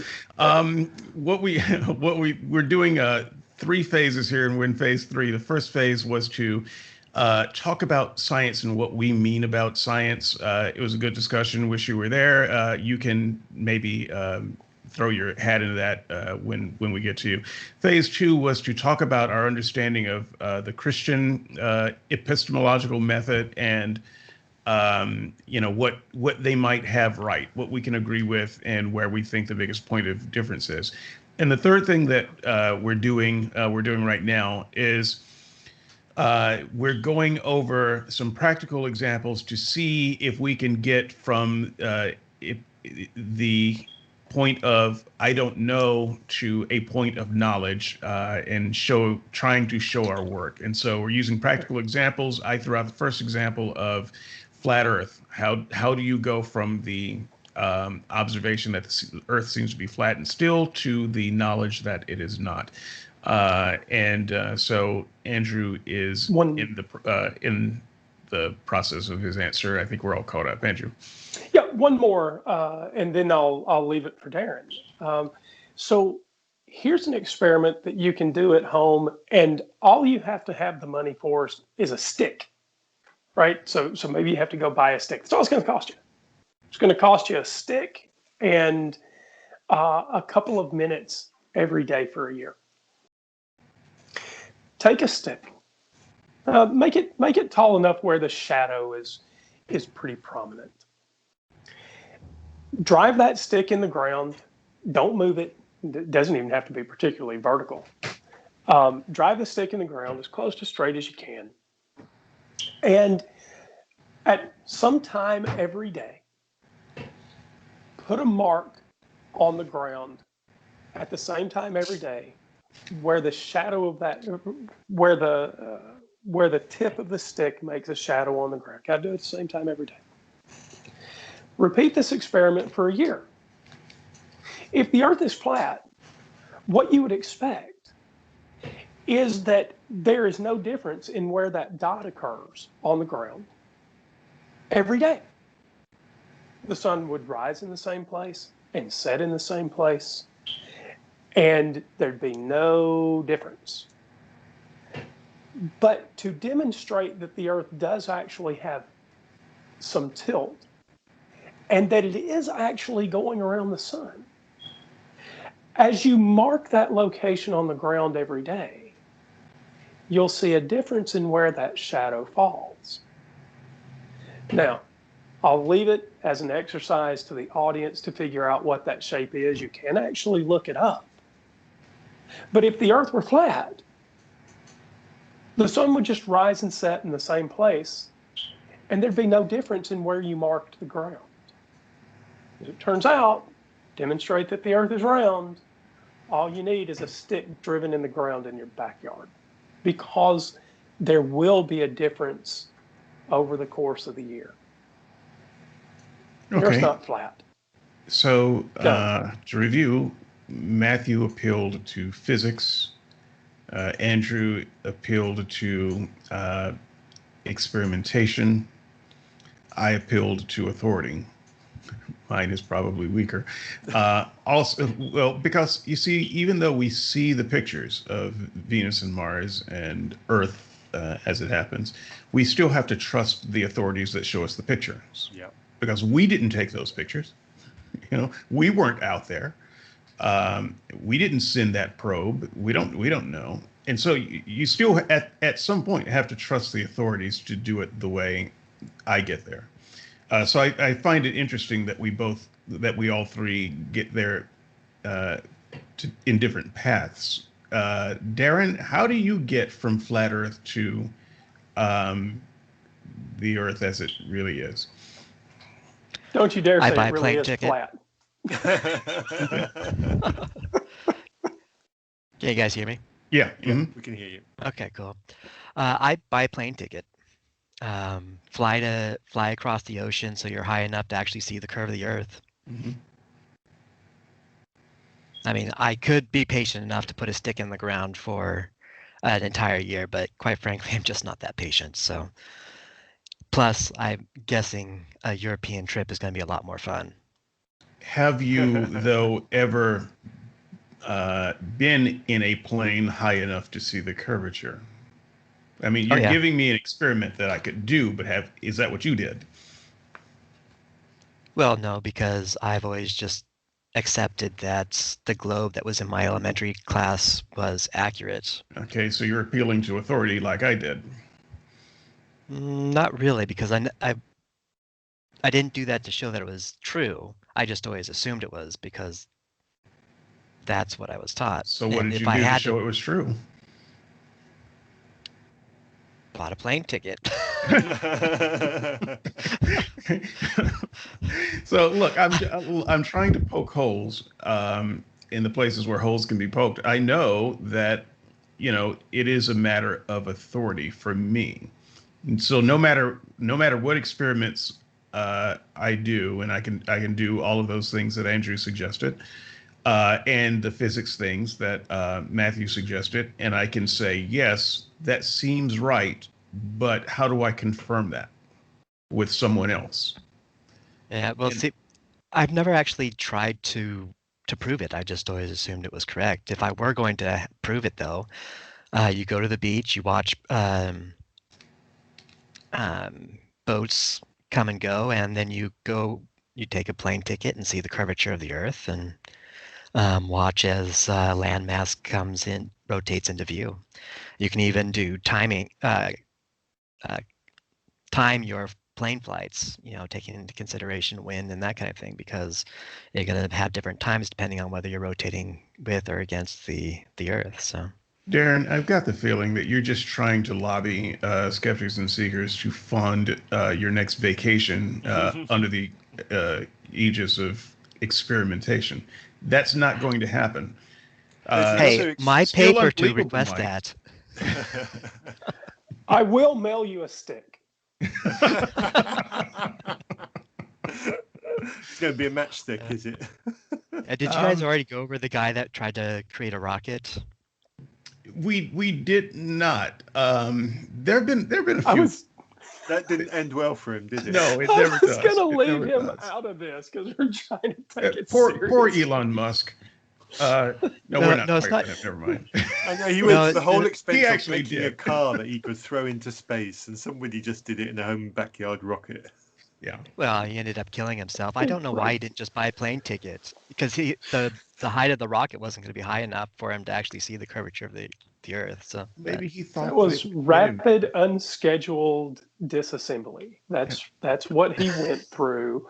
Rapid, unscheduled disassembly. So let's throw Darren directly into the fire. Darren, I brought my example. What I'm asking us to do is bring an example where we can show some of our work from point A to point B, from a place of not knowledge to a place of knowledge. How do we get there? Practical examples, and expect me to try to poke holes in them as I have done. So Darren, what's your example? For anything? Yes, just anything that we can use an epistemological method on to get from point A A, which is I don't know the answer, to point Z, which is okay, I feel like I have knowledge on the answer. Okay, and we are talking about something that we actually have knowledge on, or something that we could potentially have Doesn't knowledge matter. on? Doesn't matter. Don't care. I started with flat Earth because that's something that we do have knowledge on, and we can just kind of see um, how the method works. So actually, give me something that we don't have knowledge on, but could potentially have knowledge on. That might be a better Okay. example going forward. Okay, so how about consciousness? Okay. So you have to start. So I am going to assume that you're in a place of, in whether you are or not, I want you to start in a place of ignorance and show me how you get from there to a place where you would feel confident calling it knowledge. Go. Okay, well, the first thing is definitions, obviously. We have the mind, consciousness, and what philosophers like to call qualia. Um, the mind, from what I understand, is usually defined as that which allows us to detect and interact with the world. Consciousness is our awareness that we are aware of that interaction. And then qualia is what is it like to have that experience? Is everyone okay with those definitions? Works for me. All right, so we know that we have a mind. In fact, we know that anything living actually, that has a nervous system, has a mind. Even ants, because they interact with their environment. They move around, they pick things up, they successfully feed themselves, so they don't starve. So we know everything has a mind, even if they don't have consciousness. Whether everything actually has consciousness or not, that's actually up for debate. So how would you start to figure it out? There's been some interesting studies in the field. One person actually did experiments on lampreys. They're sort of the oldest one of the oldest living things that have preferences. So they were looking to see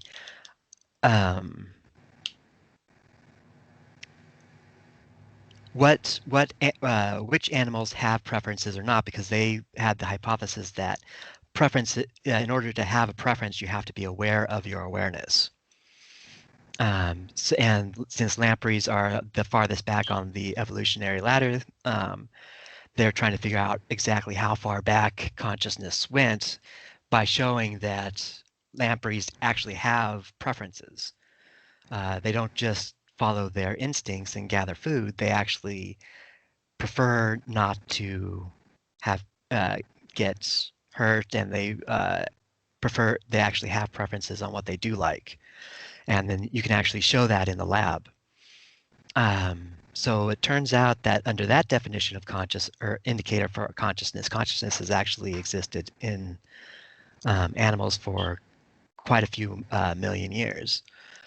But that's just dependent on definitions of what you consider consciousness. Qualia is a lot harder to actually do, but I'm thinking that a lot of the Neuralink stuff that we're doing will take care of, will be the path we move forward in actually having knowledge about qualia and other people's qualia. Okay, so you're using observation and authority. You kind of combine those in one thing by saying you read about an experiment. Right, but you could do the experiment yourself if you wanted to, assuming you had the facilities sure, to do it. But having not done the experiment, and I assume that you don't have a lot of experience with lampreys, you are taking the word of an authority. Sure, an authority that produces all their data and experimental results. Okay, so that's good that you've given some criteria for what you think a good authority source is. Would you like to add to that? What else do you think of as a good authority source? Since you and I are going to be mostly in the same camp, I'm going to have to defend my authority. How do you defend your authorities? I don't really defend my authorities. The authorities that I work on, they provide their data, and the data speaks for itself. So I don't actually have to defend the authority. I may have to defend the data, so I would have to, ideally, the data would be replicable, and hopefully people have replicated the results. Right, but if there was a quote-unquote authority that didn't provide any data, you wouldn't use it as a source. No, just So because. in a sense, you are defending your use of the authority. Sure. Okay. Andrew, how do you prove, or at least go from ignorance about consciousness, or at least agnosticism about consciousness, to knowledge about consciousness?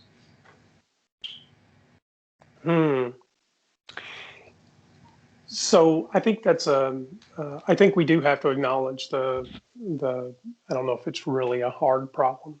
There's a solipsistic issue here, right? So the hard problem of consciousness.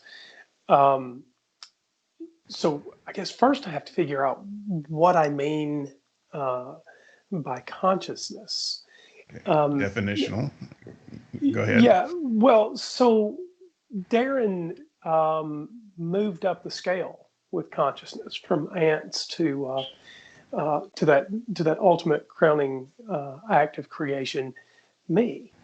Oh, okay. So this is probably not what he thought was the ultimate. Anyway, okay, right. Sure. So, yeah, no one disagreed. Okay. So there seems to be something like a scale of consciousness, and it's something that I can observe. So I agree with Darren. I think somewhere in the change of scale, we brought into this sort of idea of consciousness, the idea of free will, and I don't want to accidentally end up there, because certainly I don't think there are any ants having this kind of conversation in their ant communes, right? But I do think that it was useful to simply observe a thing that was that had some sort of conscious intent through its drive to survive. And so, if we want to defend consciousness in some other way, I don't know what it would be. There seems to be another element of consciousness that we can do a pretty good job of observing. We seem to be able to plug conscious creatures and non-conscious things into our equipment and identify common traits. So a central nervous system or something like it seems to be important to consciousness. Those things that don't have a central nervous system or something like it, we don't accept as conscious. So I'm not sure where to go beyond that, because anything else gets into sort of a higher order conversation about thought and not survival. Okay. Something like this conversation. Is a virus conscious? Give me a small enough set of electrodes. But how would you test that though? Because if you're saying, even by some of the way you guys are defining consciousness, preference, I don't find that compelling, because I don't know the difference between someone expressing preference and someone just acting out of survival. A virus acts out of survival. It prefers to live. Is it conscious? So no. Well, not in the way that I recognize it. So I think that's a good question, but the answer is not in the way that I recognize it. So as a for instance, that's why I made a distinction between mind and consciousness. Right. No, I accept it, and I think that boy, there's some hard bits in there. So when I think of something that fights to survive, while I agree that a virus adapts to its environment, I don't see that it fights in the sense that Darren meant or that I mean. So ants will actively go out and find food sources so that it can survive. When the closest analogy to that in the viral world is something like zoonotic transfer. So the virus isn't, as far as I can tell, doing anything intentional, because zoonotic transfer, just as an example, is it takes transfer from host to host through some kind of contact, whether that's airborne contact or physical contact or contact with the same surface area or the same drinking water or whatever. That sort of transfer is not a fight to survive in the sense that the entity, that like an ant, goes out and forages and brings food back. So in the sense that I'm talking about my understanding of identifying consciousness, the answer is no, a virus is not conscious. Hey, Matt, how do you identify consciousness? I'm going to go off piece, I think. I'm going to define consciousness first. I'm going to define it as that fuzziness that sits on top of innate behaviors, and I'm going to have to explain that. There's an experiment that was done with ants, where they went foraging from their hole to the place of food, and then when they were at their food, they were then operated on by the scientists to change the length of their legs. And some of the ants had sticks glued to their legs, so their steps then became longer. Did the ants find their way back to their hole? No, they went past it. And the conclusion that was made from this experiment was that the ant just computes the route that it's done and effectively counts its steps. Now, that may or may not be right, but the result is the ant didn't appear to be aware that it had gone straight past its nest and stopped somewhere else and then couldn't find it. So how do you know that the ants weren't just ashamed of their new bodies and wanted to not stop by and take all that mockery from their fellows? That is a possibility, but that adds much more to the explanation, and we're not going to the simplest explanation if you're going to do that. That is an interesting one, and maybe there's an experiment that can be done to test that. That is not being considered because we probably don't have a way of testing that, so we go for the simplest explanation. I think we do. I'm just saying, if it was a human, if you were given 7 league boots, let me just say, if you were given 7 league boots instead of the shoes that you had, there are any number of reasons why you might go past your home. One, you might realize, I can go over there to this other foreign land here. Home seems boring to me now. Or you might be trying to go home, but there's 7 league boots and you can't calibrate quite well. So you keep going past it. I'm just saying. Now you're just being obtuse. You think are conscious and you can give reasons why you would go past your home, but you're not giving the ants the same benefit of the doubt. I'm just saying you're coming in. I think there is a way. You're right. I'm not, because every single individual ant acted in exactly the same way. Now, if there was a consciousness at play there, you would expect that some might be embarrassed, and some would be, "Hey, look at my cool new shoes," and they would behave slightly differently. But there's a way. But there was a consistency. There is a way. Right, but there's a way to test David's hypothesis that's very direct. I just gave it, and his hypothesis failed. Well, no, I'm talking about something even more direct. So David postulated that it was body image, and they're ashamed of their leg length. But if they have that high a degree of sensitivity to body image, we could paint them neon yellow without changing their leg length. And we could decide whether it's actually a body image issue. We could make all sorts of body modifications. that would work. And I'm not gonna... if they had body image issues, presumably they would respond to other body modifications that didn't just change their legs. Yeah. Let's let Matthew finish his. Yeah, and that's what Andrew does so well, which is why it's so fun to podcast with. Anyway, so another animal, chickens. I've got 2 chickens in my backyard. They don't behave. Of course you do. Of course I do. I'm English. That's what we do. They don't have the same roboticism in their behavior. The 2 of them are much more individual in the way that they behave. But there is a level of predictability. Like, for example, there's one of them which has this frustrating habit of escaping from the enclosure that we keep it in. And we've tried to put in some anti-escape devices, but it still manages to escape. But we've managed to work out that it only tries to escape when its needs are not being sufficiently met. If it's got enough food and enough water in its enclosure, it makes no effort whatsoever to escape. As soon as one of those starts running low and it starts realizing that it has a need to meet one of those, we get multiple clues. And one of those clues is if we open up the kitchen door to look into our back garden, it starts making a lot of noise. It recognizes us. It recognizes that we're the source of these needs, and it starts trying to attract attention from us.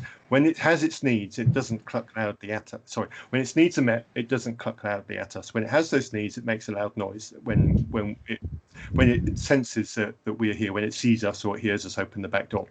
If we ignore that, it will then make an attempt to escape, and we'll look out, and it'll be wandering around the garden, around our lawn, looking for food or water, whichever one it is. So I would say that the chicken has a sense of consciousness, because it recognizes the problem that it's got, and it actively seeks to try to resolve that problem, either by trying to get my attention or by doing something a little bit more drastic to try and solve it itself. And it uses ways to escape out of its enclosure, which has to be a sign of at least partial intelligence. So I would say that consciousness is that fuzziness on top of natural needs, which adds a creativity to our behaviors that can become less predictable. Has that helped to define and explain consciousness at all? Sure. Before I hand it over to Andrew, I just want to say, though, I disagree with both Darren and you. I think your methodology has holes in it. That's perfectly fine with me. Right. No, that's fine. I think your methodology is a little question begging, because you start with a conclusion that this is what a free choice looks like. And I don't think you're giving the animals, either the ants or the chickens, enough credit that maybe they have reasons for this that you don't know. You're assuming that you would know what the reasons would be, and you can't know that. Well, that's not actually quite accurate for my examples. Well, no, I disagree with yours for a different reason. Okay. I disagree with yours, Darren, because I don't think that you can tell the difference between it's something that's purely survival, and something that is a choice.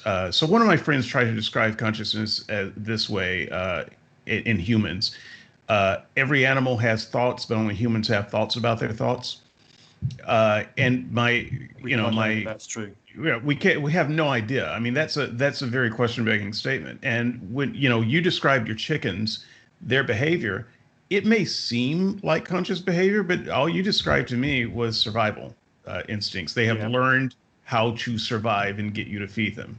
There doesn't have to be any higher thought going on than that. And so you have in your process what you assume to be higher thought and what is not, and then you just look at things to confirm that those presumptions that you can't possibly prove. Yes and no. Certainly, yes. There are. But what I did was I defined a sense of consciousness And then I gave 2 examples where one meets it and one doesn't. But my pushback on the behavior of the chickens is it's contextualized. They don't just cluck loudly when they're low on food. They cluck loudly when there is a food provider in the vicinity. Right, they're more complex. Yes, but that doesn't mean they're more conscious. The escape isn't just an ant walking up a wall until it can find somewhere out. I've put up barriers to make escape more difficult, and it works its way around them and actually seeks to escape, and it knows where to go to try to find them. So there's a complexity. Yes, I will accept that. It is more complex behavior than the ant's behavior, and I am defining that greater level of complexity as a deterministic part of consciousness. But to go back to the broader point here, right at the very beginning of this episode 2 hours ago now, looking at the clock, we talked about science being a methodology where we come up with a hypothesis and we try to test that hypothesis. What I've given you is that simplistic way in which I am retrospectively testing a specific hypothesis. I'm not saying that's absolutely the end result and that you are not allowed to disagree with that. And I'm also not saying no more discussion can be had on it. Yes, I could be wrong. I posit that the 2 experiments that I've talked about conclude that there are levels of consciousness and chickens have it and ants don't. But I am also accepting that, yes, I could be wrong. And with the accusation that I could be wrong, it comes a challenge. What methodology have you got that shows that I could be wrong?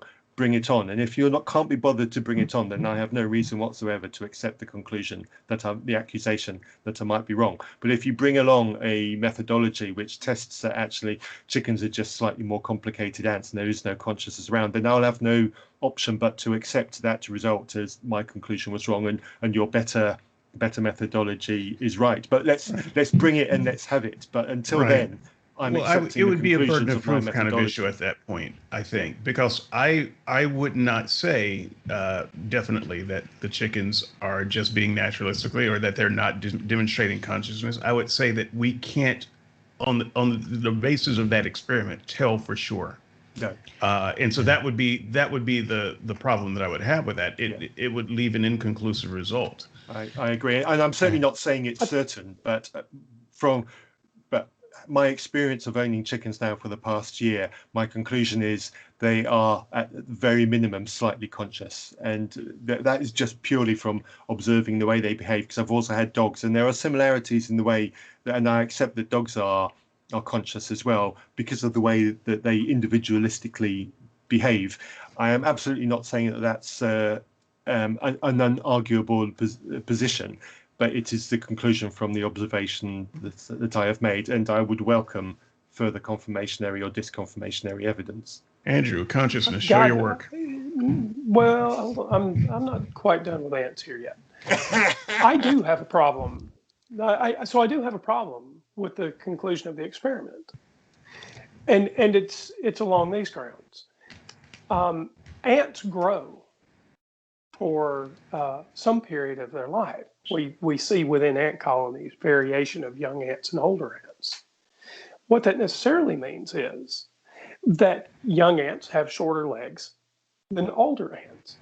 And so it seems pretty clear to me, just with that single observation, that ants can learn to deal with longer legs.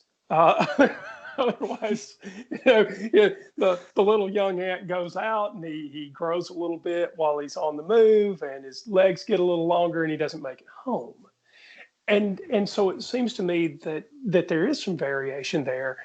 And I haven't seen the experiment, but I would be interested in whether the ants could, over the long term, learn to deal with their longer legs and eventually find their way home, because there is variation in size with ants. Well, and it could be timing as well, because natural growth is very slow, and so you don't feel that. But if someone suddenly gave you an extra 3 feet of legs, and then told you to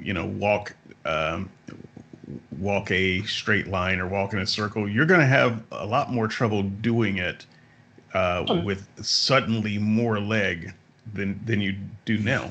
I think I just acknowledged that, actually, if you were paying attention.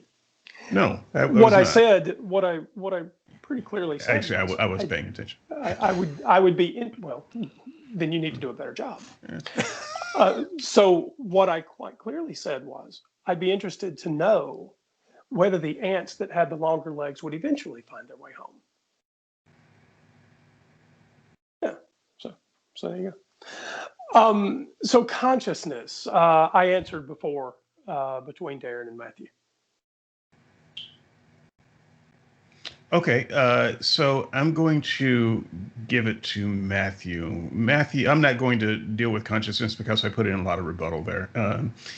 I will just briefly say, I guess, I don't know that I believe in consciousness because I don't find that there are any good definitions that seem to be consistent with one another. It seems to be, we start with the reason we have to start with a definition of consciousness is because there just aren't a lot of good definitions of consciousness, and so it's kind of, well, what do you think consciousness is, and then go from there. I can say I think, therefore I am, but I'm not sure that that's a statement of consciousness. I can think abstract thoughts. Is that consciousness? I don't know. Some days I feel like I'm no more conscious than my dog, or than an ant or a mosquito, because we all go through our little lives with whatever motivations we have, and we try to, survive. And survival is a lot more complicated for humans than it is for ants. And, in terms of overall intelligence, they're stupider than us. But you can see even with humans, you can look at a really stupid human and you can look at a really smart human. The difference in complexity of how they live their lives is huge. Would you say one is more conscious than the other? I don't think it works that way. So for me, I would just say I don't have anything to prove about consciousness. I don't know that it's an actual real construct. I think that we are a collection of neurons in various levels of complexity, and we can understand the universe at various levels. We can understand our own thought process and workings in different levels. But I wouldn't say that one is conscious and one is not. I would say that one is simple and one is complicated. So Yeah. that's kind of where I would go with consciousness. How would I prove that? I don't know. It's all sophistry. But you would have to tell me what consciousness is for me to then really get on board with it. And I see no reason to define it or explain it at all, because I don't actually think it's a thing. Yeah, and that's actually what the science is finding. There's the study of consciousness in science is actually fairly relatively new, and they're having to redefine a lot of things as they go along because they're finding out new things. That's how mind and consciousness got separated. Is this guy was they started out with a different definition of consciousness, but they realized that that definition wasn't adequate for what they were seeing actually happening. And so they know that, all our senses come into a certain part of the brain, and that brain produces a representation of our surroundings. They've shown that to be true experimentally, and they can even go down and trace all the neuron pathways and follow the electrochemical signals, but they still have a lot of work to go for a lot of this, and they're finding that the Chalmers' hard problem of consciousness isn't really a thing. They're finding that and it's not a thing because it doesn't exist, but because it's framing the whole brain incorrectly. So it's what's the phrase? It's not even wrong. Yeah. Right. So it's so when they are doing these experiments, they're actually seeing that consciousness, for lack of a better word, is actually a huge range of different aspects throughout the animal kingdom, and they're still in the process of trying to figure out exactly what it even means and how it should be defined and what it is they're looking at. So with that, this is fun. Good exercise. Matt, what's your practical example? Sorry, are we still sticking with consciousness, or did you want a different example? No, that was Darren. That was Darren. Okay, yes. So that's right. I think I was going to go to Andrew first, but then he went back to Andrew. You'll be next. Matt, what's your example? Okay, so my example, I'm going to rewind a few years. This is a real life example, and is an example of how I kind of got onto the journey away from supernatural belief. So I had an experience, and these things are always experiences, aren't they? Many years ago. It was off the back of a particularly personal, stressful time, which I won't go into. But I woke up early one morning, and I don't think I can explain it other than I felt strange. You know, people might say it felt like there was a presence in the room. Maybe people know what I mean by that. I don't know. But I was unable to move my body, and that's when the fear set in, because I wanted to be able to look around the room. I wanted to be able to get out of bed. I wanted to be able to turn a light on, and I couldn't do any of those things. I physically couldn't move my body, and then the breathing became difficult. And an image that won't be unfamiliar to people who are familiar with this experience is it felt like there was something sitting on my chest, and my mind immediately pictured the demonic type creature sitting on my chest, squashing the air out of me. And it was utterly petrifying. And in my mind, I cried out to God to rescue me. And no sooner had I finished uttering those words or thinking those words, whichever one it was, the entire sensation left me, and I found myself sitting bolt upright in bed and able to breathe again. And then it was, what the hell just happened? So that night, I was straight onto the phone to my mum when I got home from work, and explained the situation, and told her was, and I said, and my mum said, "Oh, that feels like it was that sounds like it was a demonic attack on you. Let me go and talk to people that I know, and I'll call you back." So she talked to people that, you know, obviously all Christians, and the next day she rang back and said, "Yeah, we've diagnosed it. It definitely was a demonic attack that you had." And I just put the whole thing together with the previous experiences that I had, and like I say, I won't go into details, but I went for years thinking that this was some kind of a demonic experience that I had, that a demon had tried to attack me for whatever spiritual reason the demon would want to attack me for, and that on request of help, God had saved me at the last minute.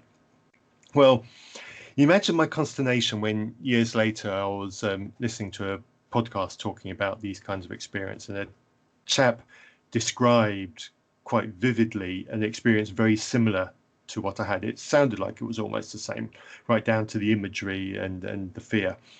And then said that this was sleep paralysis and was a well-known psychological phenomena. And I was like, what? What, really? So I started looking up sleep paralysis, and lo and behold, when I started investigating and reading about sleep paralysis, I thought, wow, this explains it so much. And it even linked it into the stress of the experiences that I'd had the previous week, and that stressful emotional trauma can actually lead to this kind of experience. And all the dominoes fell down. I thought, hang on a minute, that's a better explanation. It fits the circumstances that I had. It fits the narrative, and actually explains in better detail than I had before. The technicalities behind the demonic explanation never went anywhere beyond it was just a demonic explanation. It didn't explain the how or the mechanism or the linkage, whereas the psychological natural explanation explained the connection to the stressful emotional experiences I'd had in the previous week, and the physiological explanation as to why that the body behaves that way. And I can't remember about the sudden release or anything like that. It's been so long since I've looked into it, I just can't remember what was said about that bit. So that moved my thinking, and it was a real realization. I thought, hang on a minute, that experience that I'd hung on to for many years, that I'd survived an interaction with demonic forces, and that part of my belief in demonic forces was hinged on that particular single event.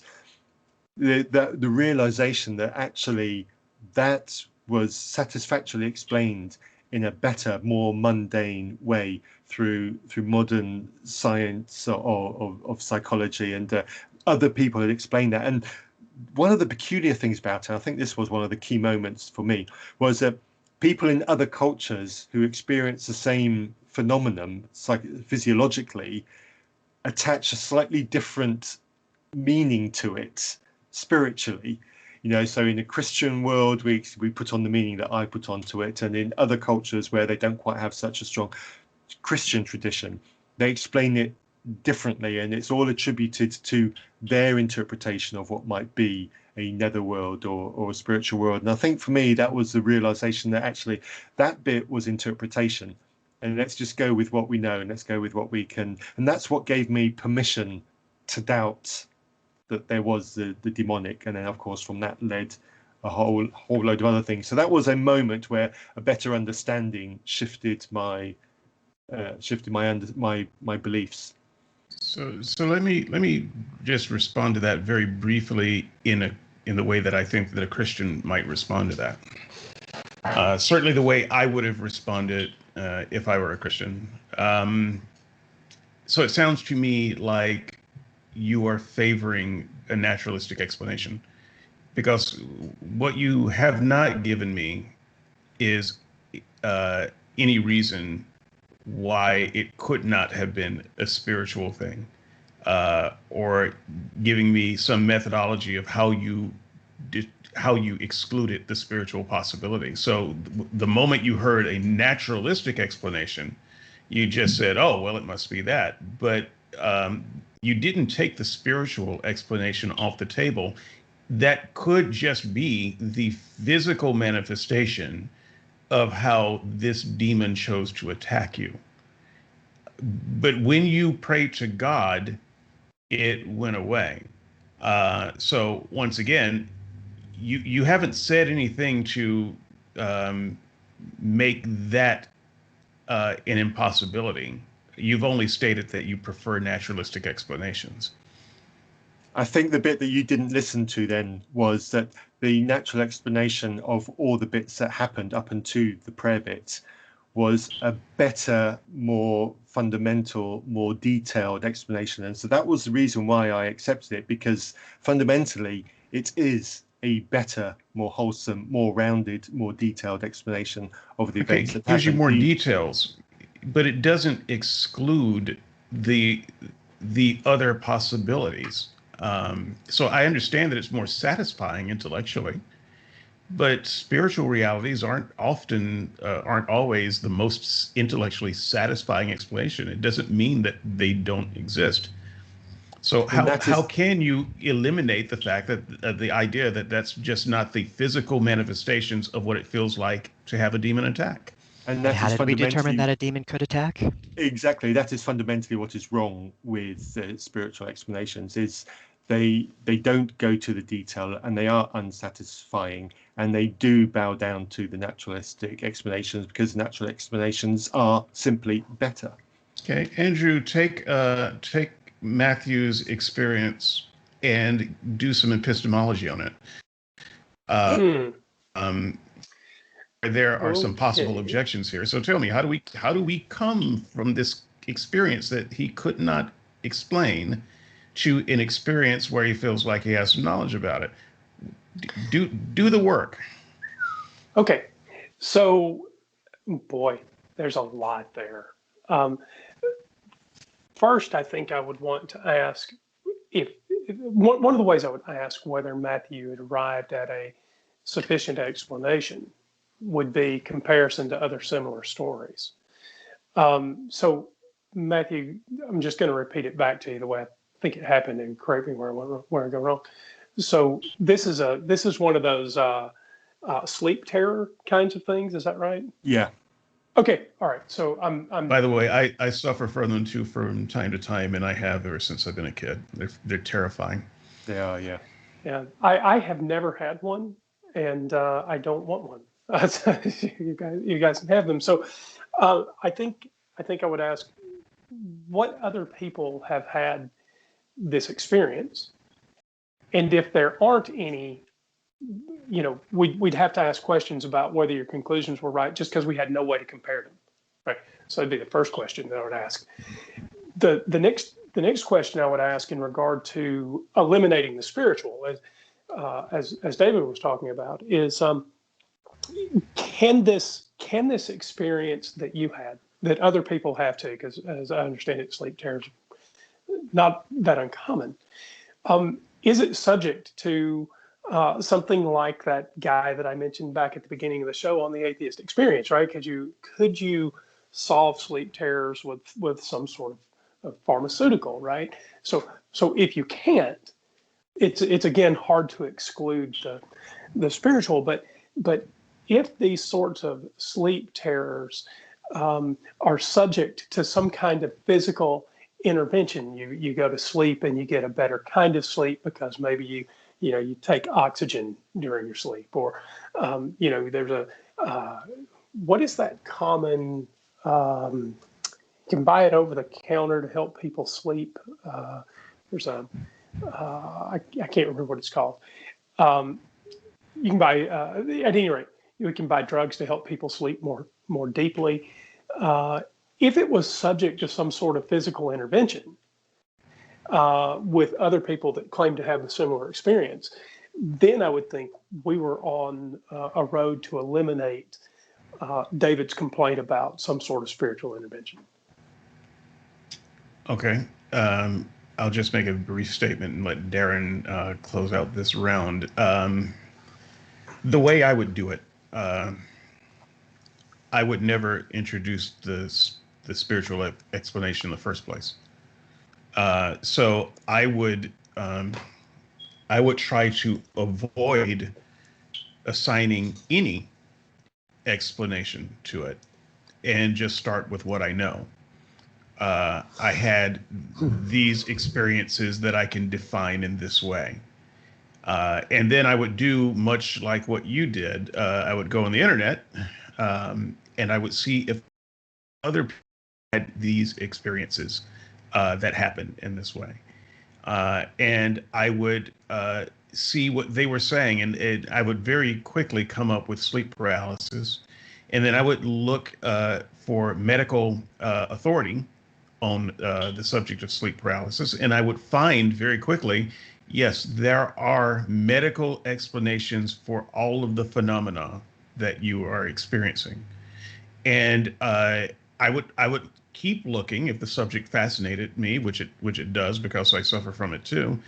And I would try to find all of the known explanations and experimentally proven explanations. And I simply would never add an explanation, oh, and it could also be goblins. Because that's not something that came up in my research, right? I mean, to even start with that process, you have to have a Christian mindset that says demons attack you. Yeah. And then you put that on the table, and then you never take it off the table. And I think that's the wrong way to go. You start with the bare experience, and then you put on the table the things that explain it. You put every one of them that you can, and you don't put things on the table that don't fit the set of things that are explanatory in that way. So I would never get into a situation where I have to prove whether it was a demon or not. Darren, what how do you epistemologize this situation? There's got to be a way to verb that. Somebody work on it. Well, first off, if you're going to be looking for explanations, you have to find something that's an actual explanation and not just a story someone's telling. So if demon attack wants to be on the table, then they need to demonstrate that demons actually do exist, that they're capable of producing the effect that is being attributed to them, before you can even offer that up as an explanation. Because if you don't have those two things in place to begin with, then you're not offering up an explanation, you're offering up fanfic. So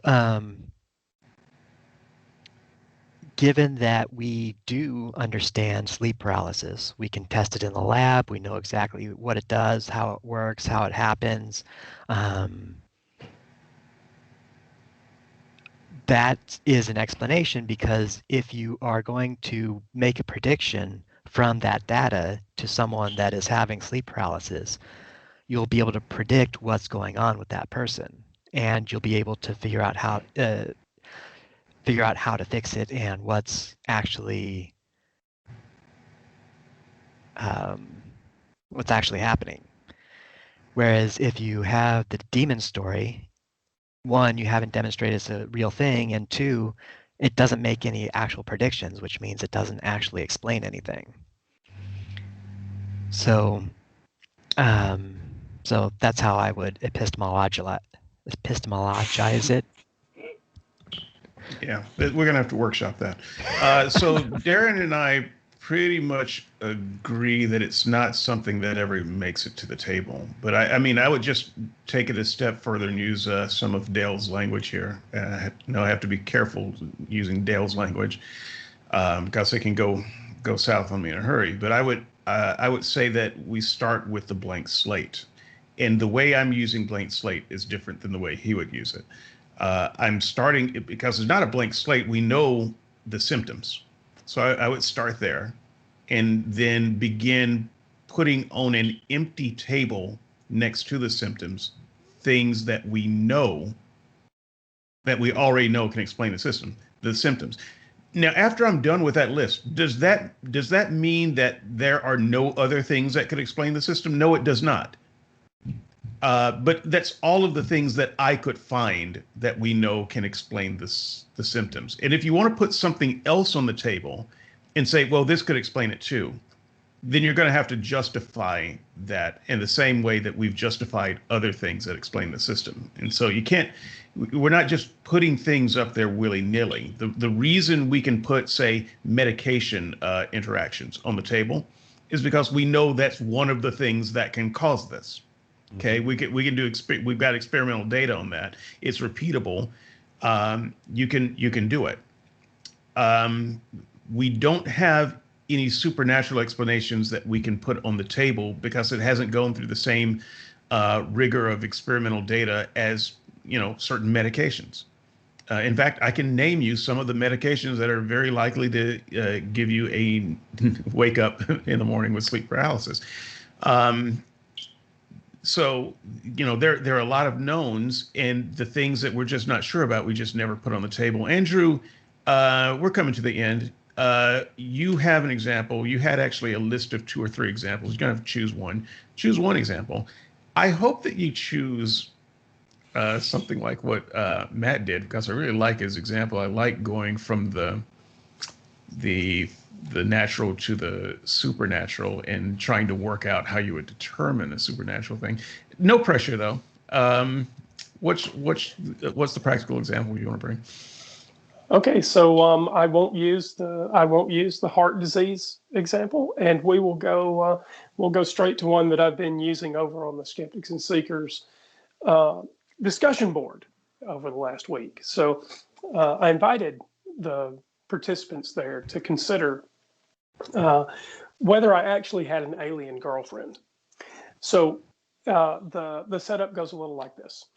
I claim to have an alien girlfriend, and I even claim that other people can have an alien girlfriend as well. All they need to do is read my alien girlfriend manifesto, right? And they think about it, and my girlfriend happens to come from a race of aliens who can read minds. So if you read my alien girlfriend manifesto and think hard enough, you too can have an alien girlfriend.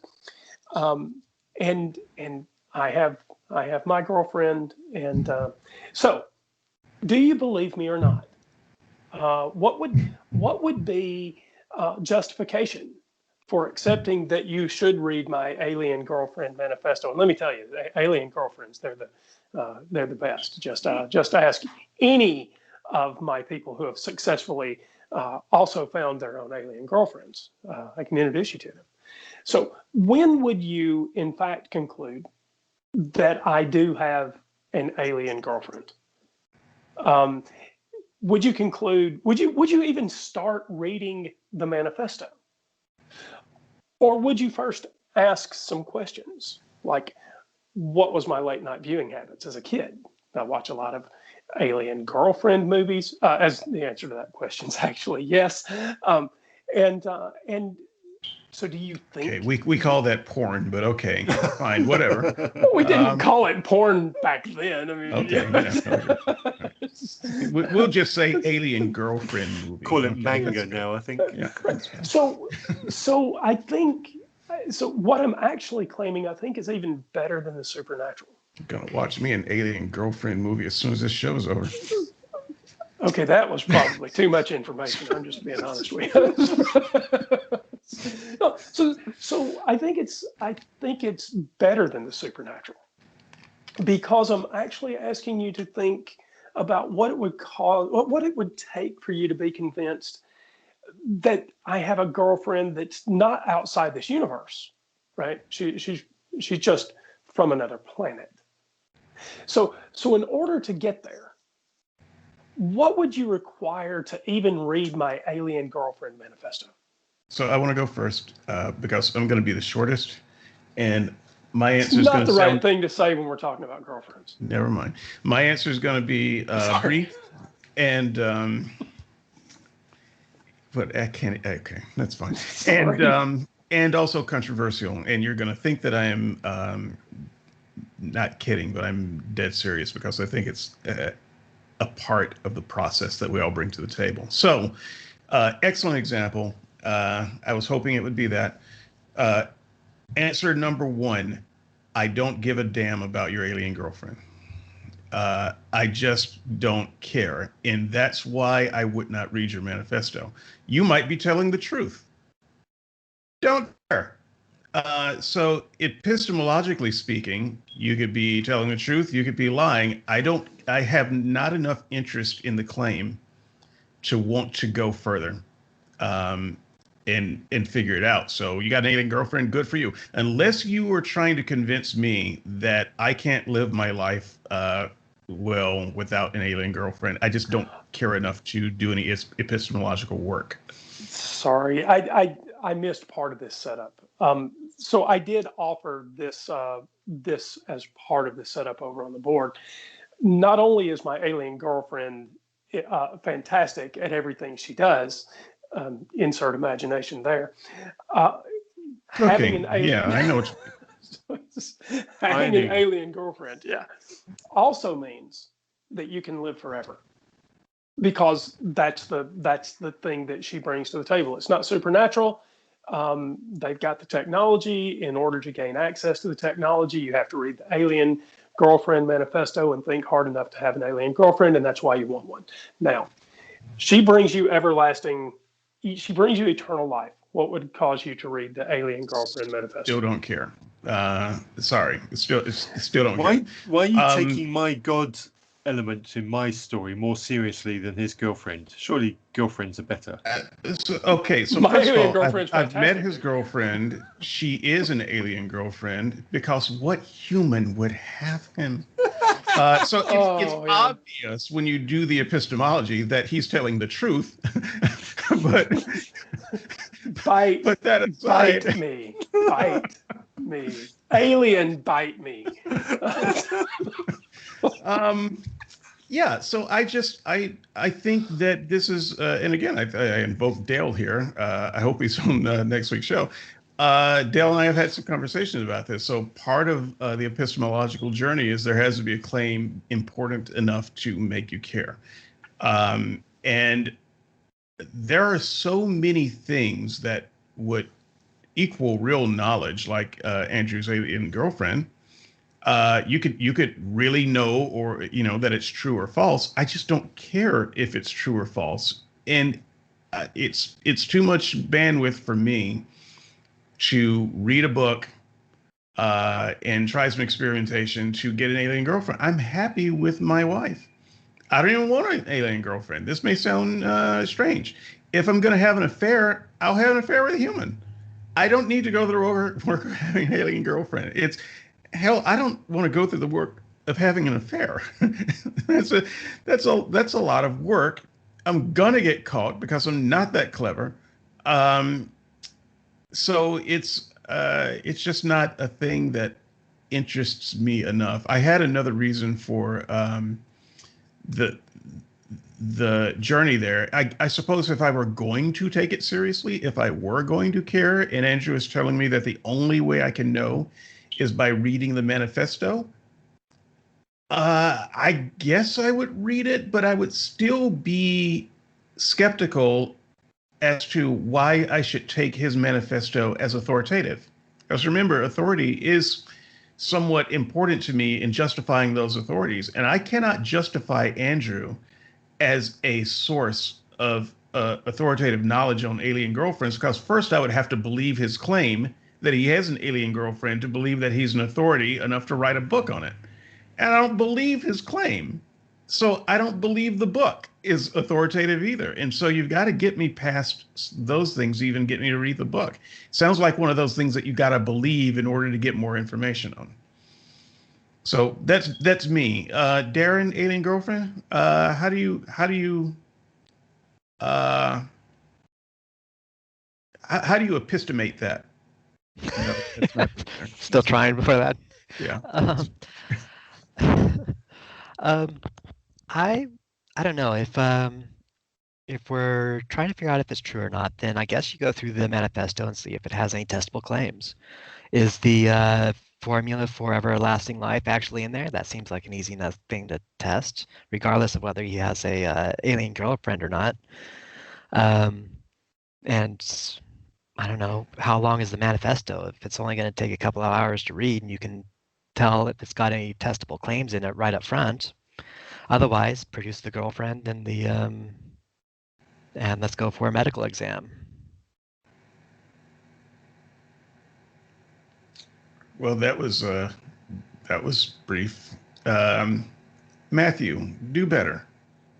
do better than all of us, honestly, because I'd want to know if she was alien, where she was from, what her origin story is, and how she got here.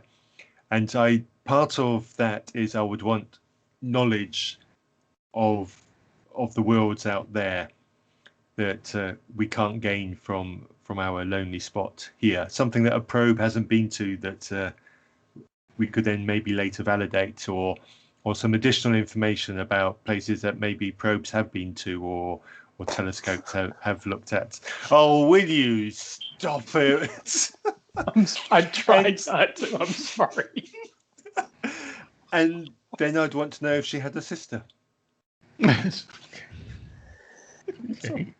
I thought you were going to be better. I thought you were better. He was, because this is actually, Matthew, what you said there was a lot of that I wrote over on the boards. That testability bit is actually how I should decide, even to myself, even internally, whether I'm having I don't want to use these words. I don't have any choice. Whether I'm having a fever dream, sorry, folks, it's just getting away. Whether I'm having a fever dream, or whether it's even likely that I could have an alien girlfriend, right? So, yeah, she came down and she looked like my best representation of an alien girlfriend from my movies as a kid. I should be suspicious right there.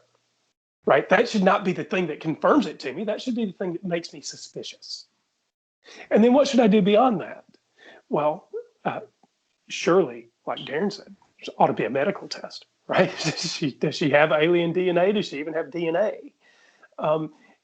Does she have a ship? How do they get from there to here? Planets are kind of far away. other planets, especially ones outside our solar system. So there's a whole load of testable claims that that shouldn't even be related to the manifesto.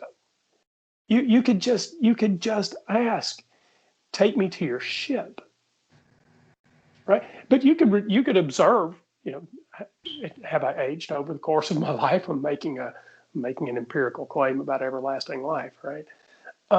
So at any rate, I think you asked exactly the right questions. Those are the ones I asked of myself. And it's actually the way that I go about demonstrating, even to myself, whether the claims that I make are somewhat reasonable. All right. So with that, let's close. I'm hungry. So, by the way, people, this is how we determine when the show closes. I get hungry. so that said, here's the format of the close I'd like to do. First of all, I'll start, followed by Darren, followed by Andrew, followed by Matthew. And whatever you say with the close, perhaps you want to summarize your thoughts here, but what I want it to include is the Christian story or the Christian proposition and how you have applied your epistemology in such a way that you don't accept it. And I hope that the Christians next week listen to this and then take it apart. Maybe they can find some holes in that are worth listening to. But let's give them something to chew on. We've heard your claims. This is our process for why we think we have come to knowledge that it's wrong. So I'm just going to start off, and that's the only thing I'm going to do for my close, because I do want to tie this in. I think the ultimate practical example for this is Christianity itself, the God question itself. Well, I started off believing in God, in believing Christianity.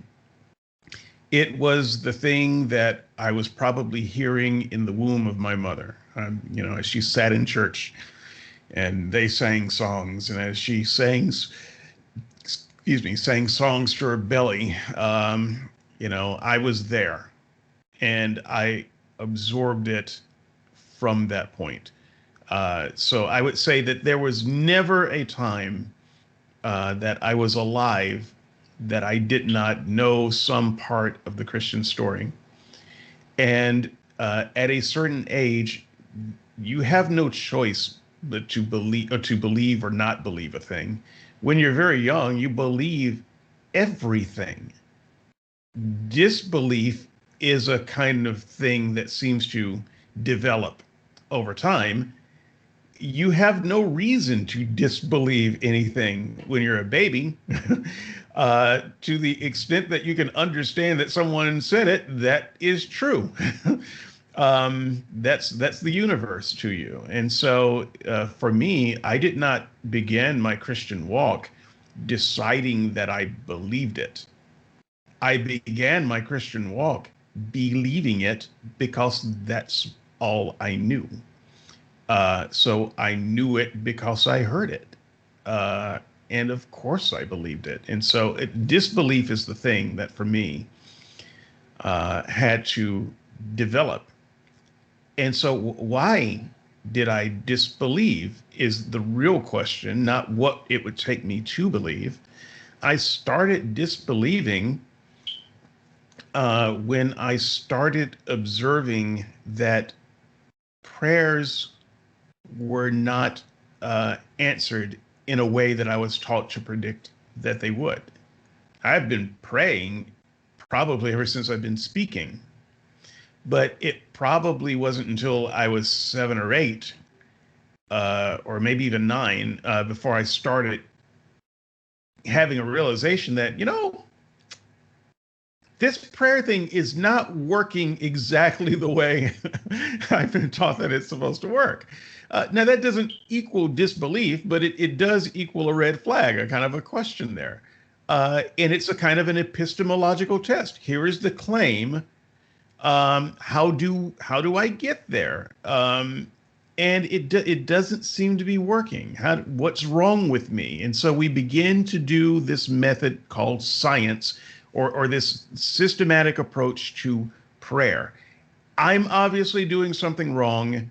What am I doing wrong? What is the right thing to do? And we see if we can come up with a system that makes it right. And I could not come up with any system to make it right. And then there's the idea that well, God's always watching, and he rewards the good and punishes the bad. And, even as a child, I could see, well, a lot of bad people are doing things. They're doing things to me. There are bullies in my life. There are people who are mistreating me, and they seem to be getting away with it, and I'm doing the right thing, and I'm suffering. That doesn't seem to be right. Now, you can say, well, I had a misunderstanding of God's protection and so forth, but still, this is me doing the process. From what I've been led to believe, Jesus loves the little children. To little children are getting bullied. There's a disconnect here.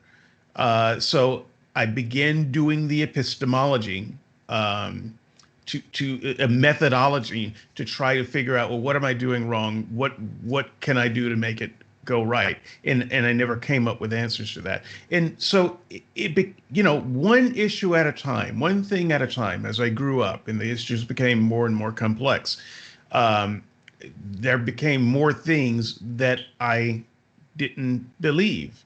And, by the time you get 15, 16, 17, there's still a lot of things that you believe that you didn't know, that you've never thought about, because it's stuff that you grew up with. And you start thinking, around 15, 16, 17, about some of the stuff that you've been taking for granted. Some of that stuff starts coming to the surface. And you start testing it. This doesn't seem right. Let me test that. Turns out I don't really have a good reason to believe that. And so at the end of the day, all of the epistemology that I did from my childhood beliefs led me to the conclusion that I don't actually have a good reason to believe anything that I used to believe about Christianity or God or anything else. All of the reasons that I thought I had to believe them are gone. They failed the test. And maybe I'm a bad scientist. I'll accept that. Maybe my method is bad. Maybe my system is bad. But I tried very hard for much of my life to come up with a system to validate the things that I wanted to be true. And then when I realized I didn't have them, I didn't just chuck it and run away. I tried to figure out, okay, well, what is true? If what I believe is wrong, then what is right? And then how can I prove that? But by then, I had this kind of systematic, methodical approach to trying to figure out what is true, because at that point, I didn't want to be duped anymore. I didn't want to just accept a bunch of beliefs. I wanted to test everything carefully. And I never could come to any beliefs that were in the supernatural or the religious. And so for me, the unraveling started coming when I realized that, things aren't working out exactly the way predicted. And also, I don't have any good reasons to believe these things. If I start from square one and try to rebuild it from scratch, I can't do it. And so that's kind of why I'm not a Christian, and how I used epistemology to get there. Once again, you can say that my method wasn't good. You can say that I'm not being specific enough about my method. But I can say that all of the beliefs that eventually peeled away like an onion, I did try to use some methodical approach on, because these were things that I believed and then came to disbelieve when I realized I couldn't justify it. Andrew, did I say me, Andrew, Darren, and Matt? I don't remember what I said. Andrew, you're up.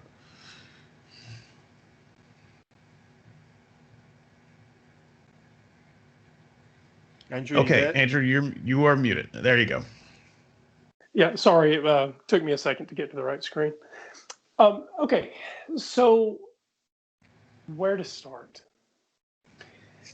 I guess I want to start, David, sort of where you left off.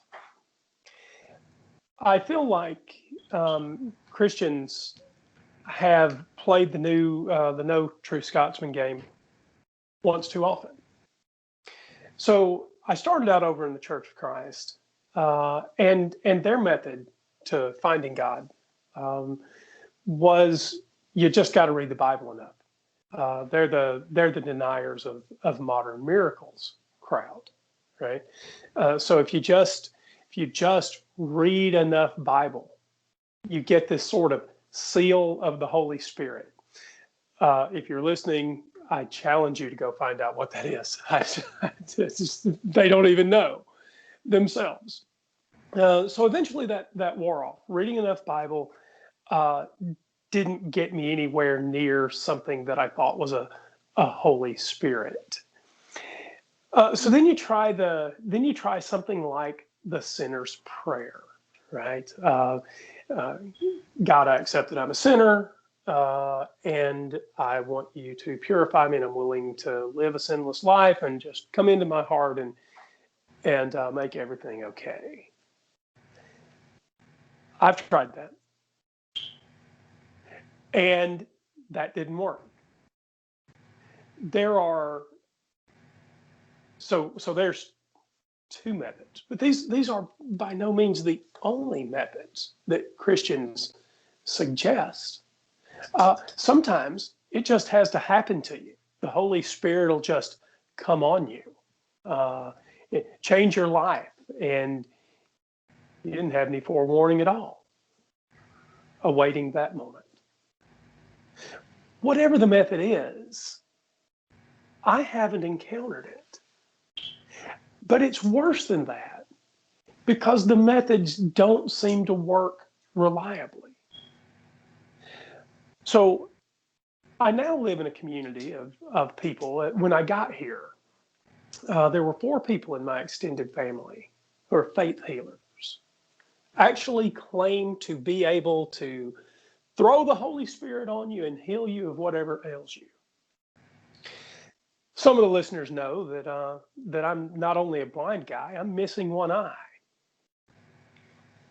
Those conversations dried up when I got here. So, now, maybe you're the kind of Christian that says God's not a slot machine. Live in a family of 4 faith healers. They don't talk about it anymore, because the disconfirmation of faith healing sits with them at every family gathering. So I'm tired of chasing methods from Christians. You get together and you figure out which one is reliable. Get back to me next Tuesday and we can talk about it. But I'm no longer playing the No True Scotsman game. You just identify the right Scotsman. We can have a conversation. You keep telling me I've identified the wrong. I don't care. Just tell us what works. And in the meantime, we've spent this entire show talking about a method that does work. And until you can bring me a more successful method, I just think you're trying to introduce me to an alien girlfriend. Darren. Well, I was never indoctrinated as a child. My father was an atheist and my mom was more into the woo side of things than the Christian side of things. For me, my first degree was looking at a lot of different religions. I can't tell you how many different religious texts I've read. If it's not in the hundreds, I'd be surprised. And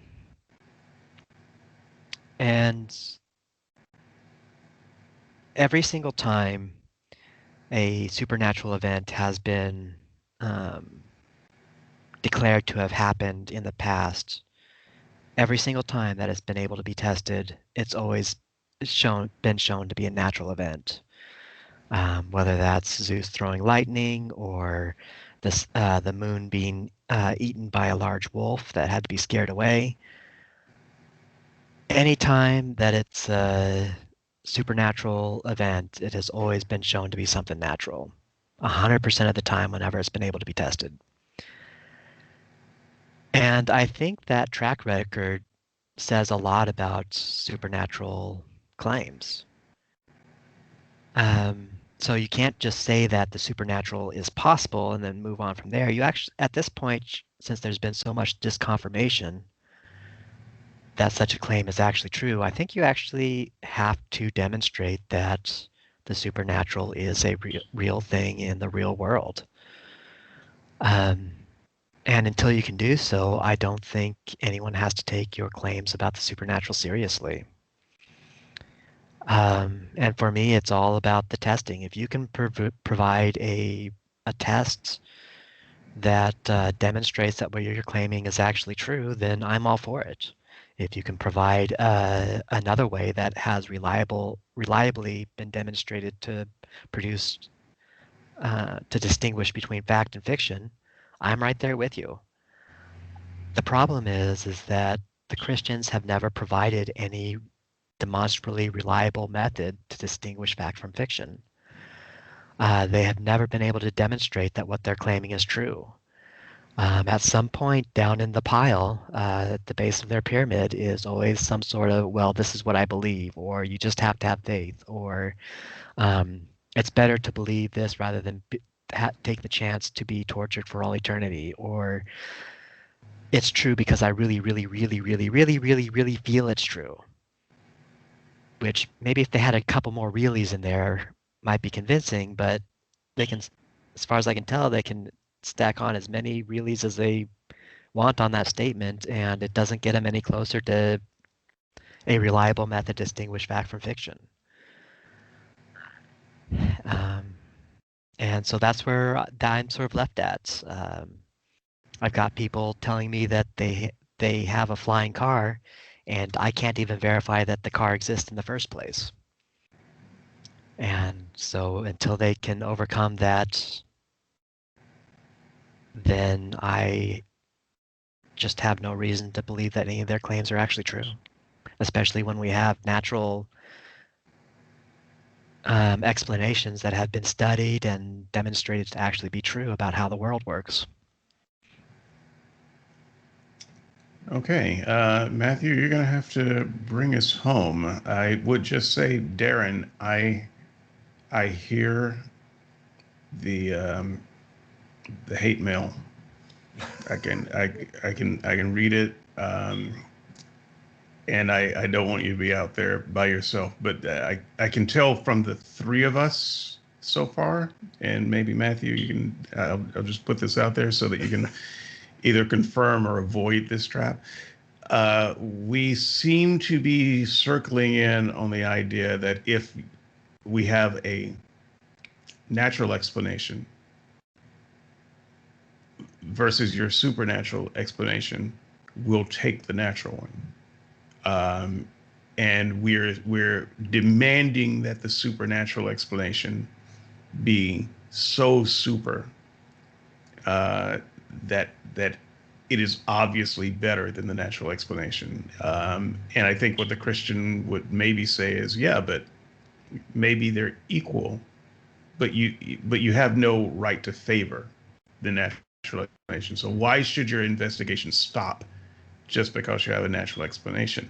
So I feel like this is going to be one of the main objections. I don't know how to answer it except to say I just don't care about more explanation once I have one that works. But that's not entirely true, right? So I bring us home and maybe anticipate some of the Christian objections and deal with them all so that next week they'll have nothing to say. Well, I hope that my closing actually dissuaded that objection, since that objection doesn't actually apply to what I said in my closing. Yeah, Darren, that's what they're going to hear. It doesn't matter what you said. They're going to hear it because you're Darren, and that's what they heard. So we know what's going to happen. Okay, let's not pretend that. Yeah, Matthew, anticipate some of those objections and tell me and include it in your answer. Bring us home. So if you're a Christian, having listened to this, and your response to the story that I gave out for examination is, but you didn't adequately dismiss all the possibilities of a supernatural explanation.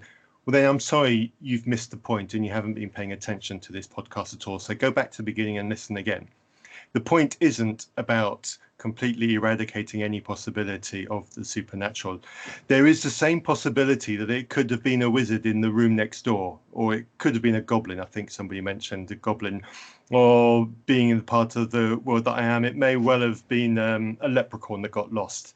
You know, who knows what other creature it could have been. I didn't satisfactorily eliminate all of those from any possible investigation either. You've missed the point if your argument is you didn't satisfactorily remove God from the explanation. You didn't disprove God. That is not what this was about. It was about what makes sense and what actually works and what actually fits with all the evidence. And that was the natural explanation. The God explanation didn't fit everything. If your answer to everything, like mine was at that time, is, oh, God must be there and God works in mysterious ways, then you are not doing your job properly. You are not properly examining what is going on, and you are not asking all the right questions of how does this actually work? What is the detail of what it is that I'm trying to attribute to the explanation? If you just go to God and accept that, like I did when I was in my 20s and I had that experience, or like my mother did when I rang her up on the phone and she remotely diagnosed it with her group of friends who didn't talk to me, who weren't there, who didn't investigate what these experiences are and what they mean. And they automatically go, oh, it must be God, because they automatically believe there is a God, therefore God must be involved somehow. If that is where you're going, then I'm sorry, but I'm going to challenge your epistemology. I'm going to challenge the conclusions that you come to me, because you're not showing a way and you're automatically putting something on the table which you believe from the start. And once it's on the table, as somebody said earlier, then it's really hard to take it off again. So the question is, what can we bring that explains the situations? I'm not looking for impossible explanations that I can't dismiss, because that's all you've got. I want something tangible, something testable, something measurable that I can use to explain it. And God doesn't do it. Bring me something that does. Please. Thank you. Wow. So Matthew this week is making a bid to get all the hate mail. Excellent. Because my inbox is full. So thank you guys. This has been a surprisingly good conversation. You promised me it'll be a short one. Have you seen Skeptics and Seekers? I mean, we went 4 hours like either last week or the week ago. This is a baby episode. Yeah, I do appreciate that. I am going to have to leave this conversation and think about things. I said at the beginning of this whole series, I don't have a systematic epistemology. And to me, epistemology is systematic by its nature. I also would roughly equate science and epistemology, because the whole idea of science is to come to knowledge about something using a reliable method. Well, that's what epistemology is, right? It doesn't mean that we're always going to come to the right answer, but if our method is sound, it should get us through life pretty well. And so I will think about these things, and I will go back and listen, because I actually always go back and listen to the shows that we do, and I always pick up something I didn't catch the first time. And so I appreciate, Matthew, you bringing your part to the table. Darren, I appreciate you dropping in short notice. Well, no notice, actually. Andrew, tell your alien girlfriend I said hello. She's just looking forward to more epistemological probing next week. More information than I wanted to know. However, I will look for the video on the Alien Girlfriend channel. And so with that, I got a feeling I should have signed off like 2 minutes ago. We would have been fine. But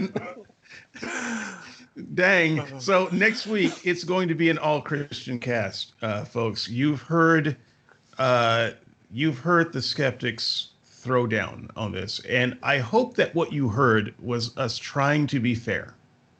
I'm trying my damnedest to reach across the aisle and gain some understanding and be fair.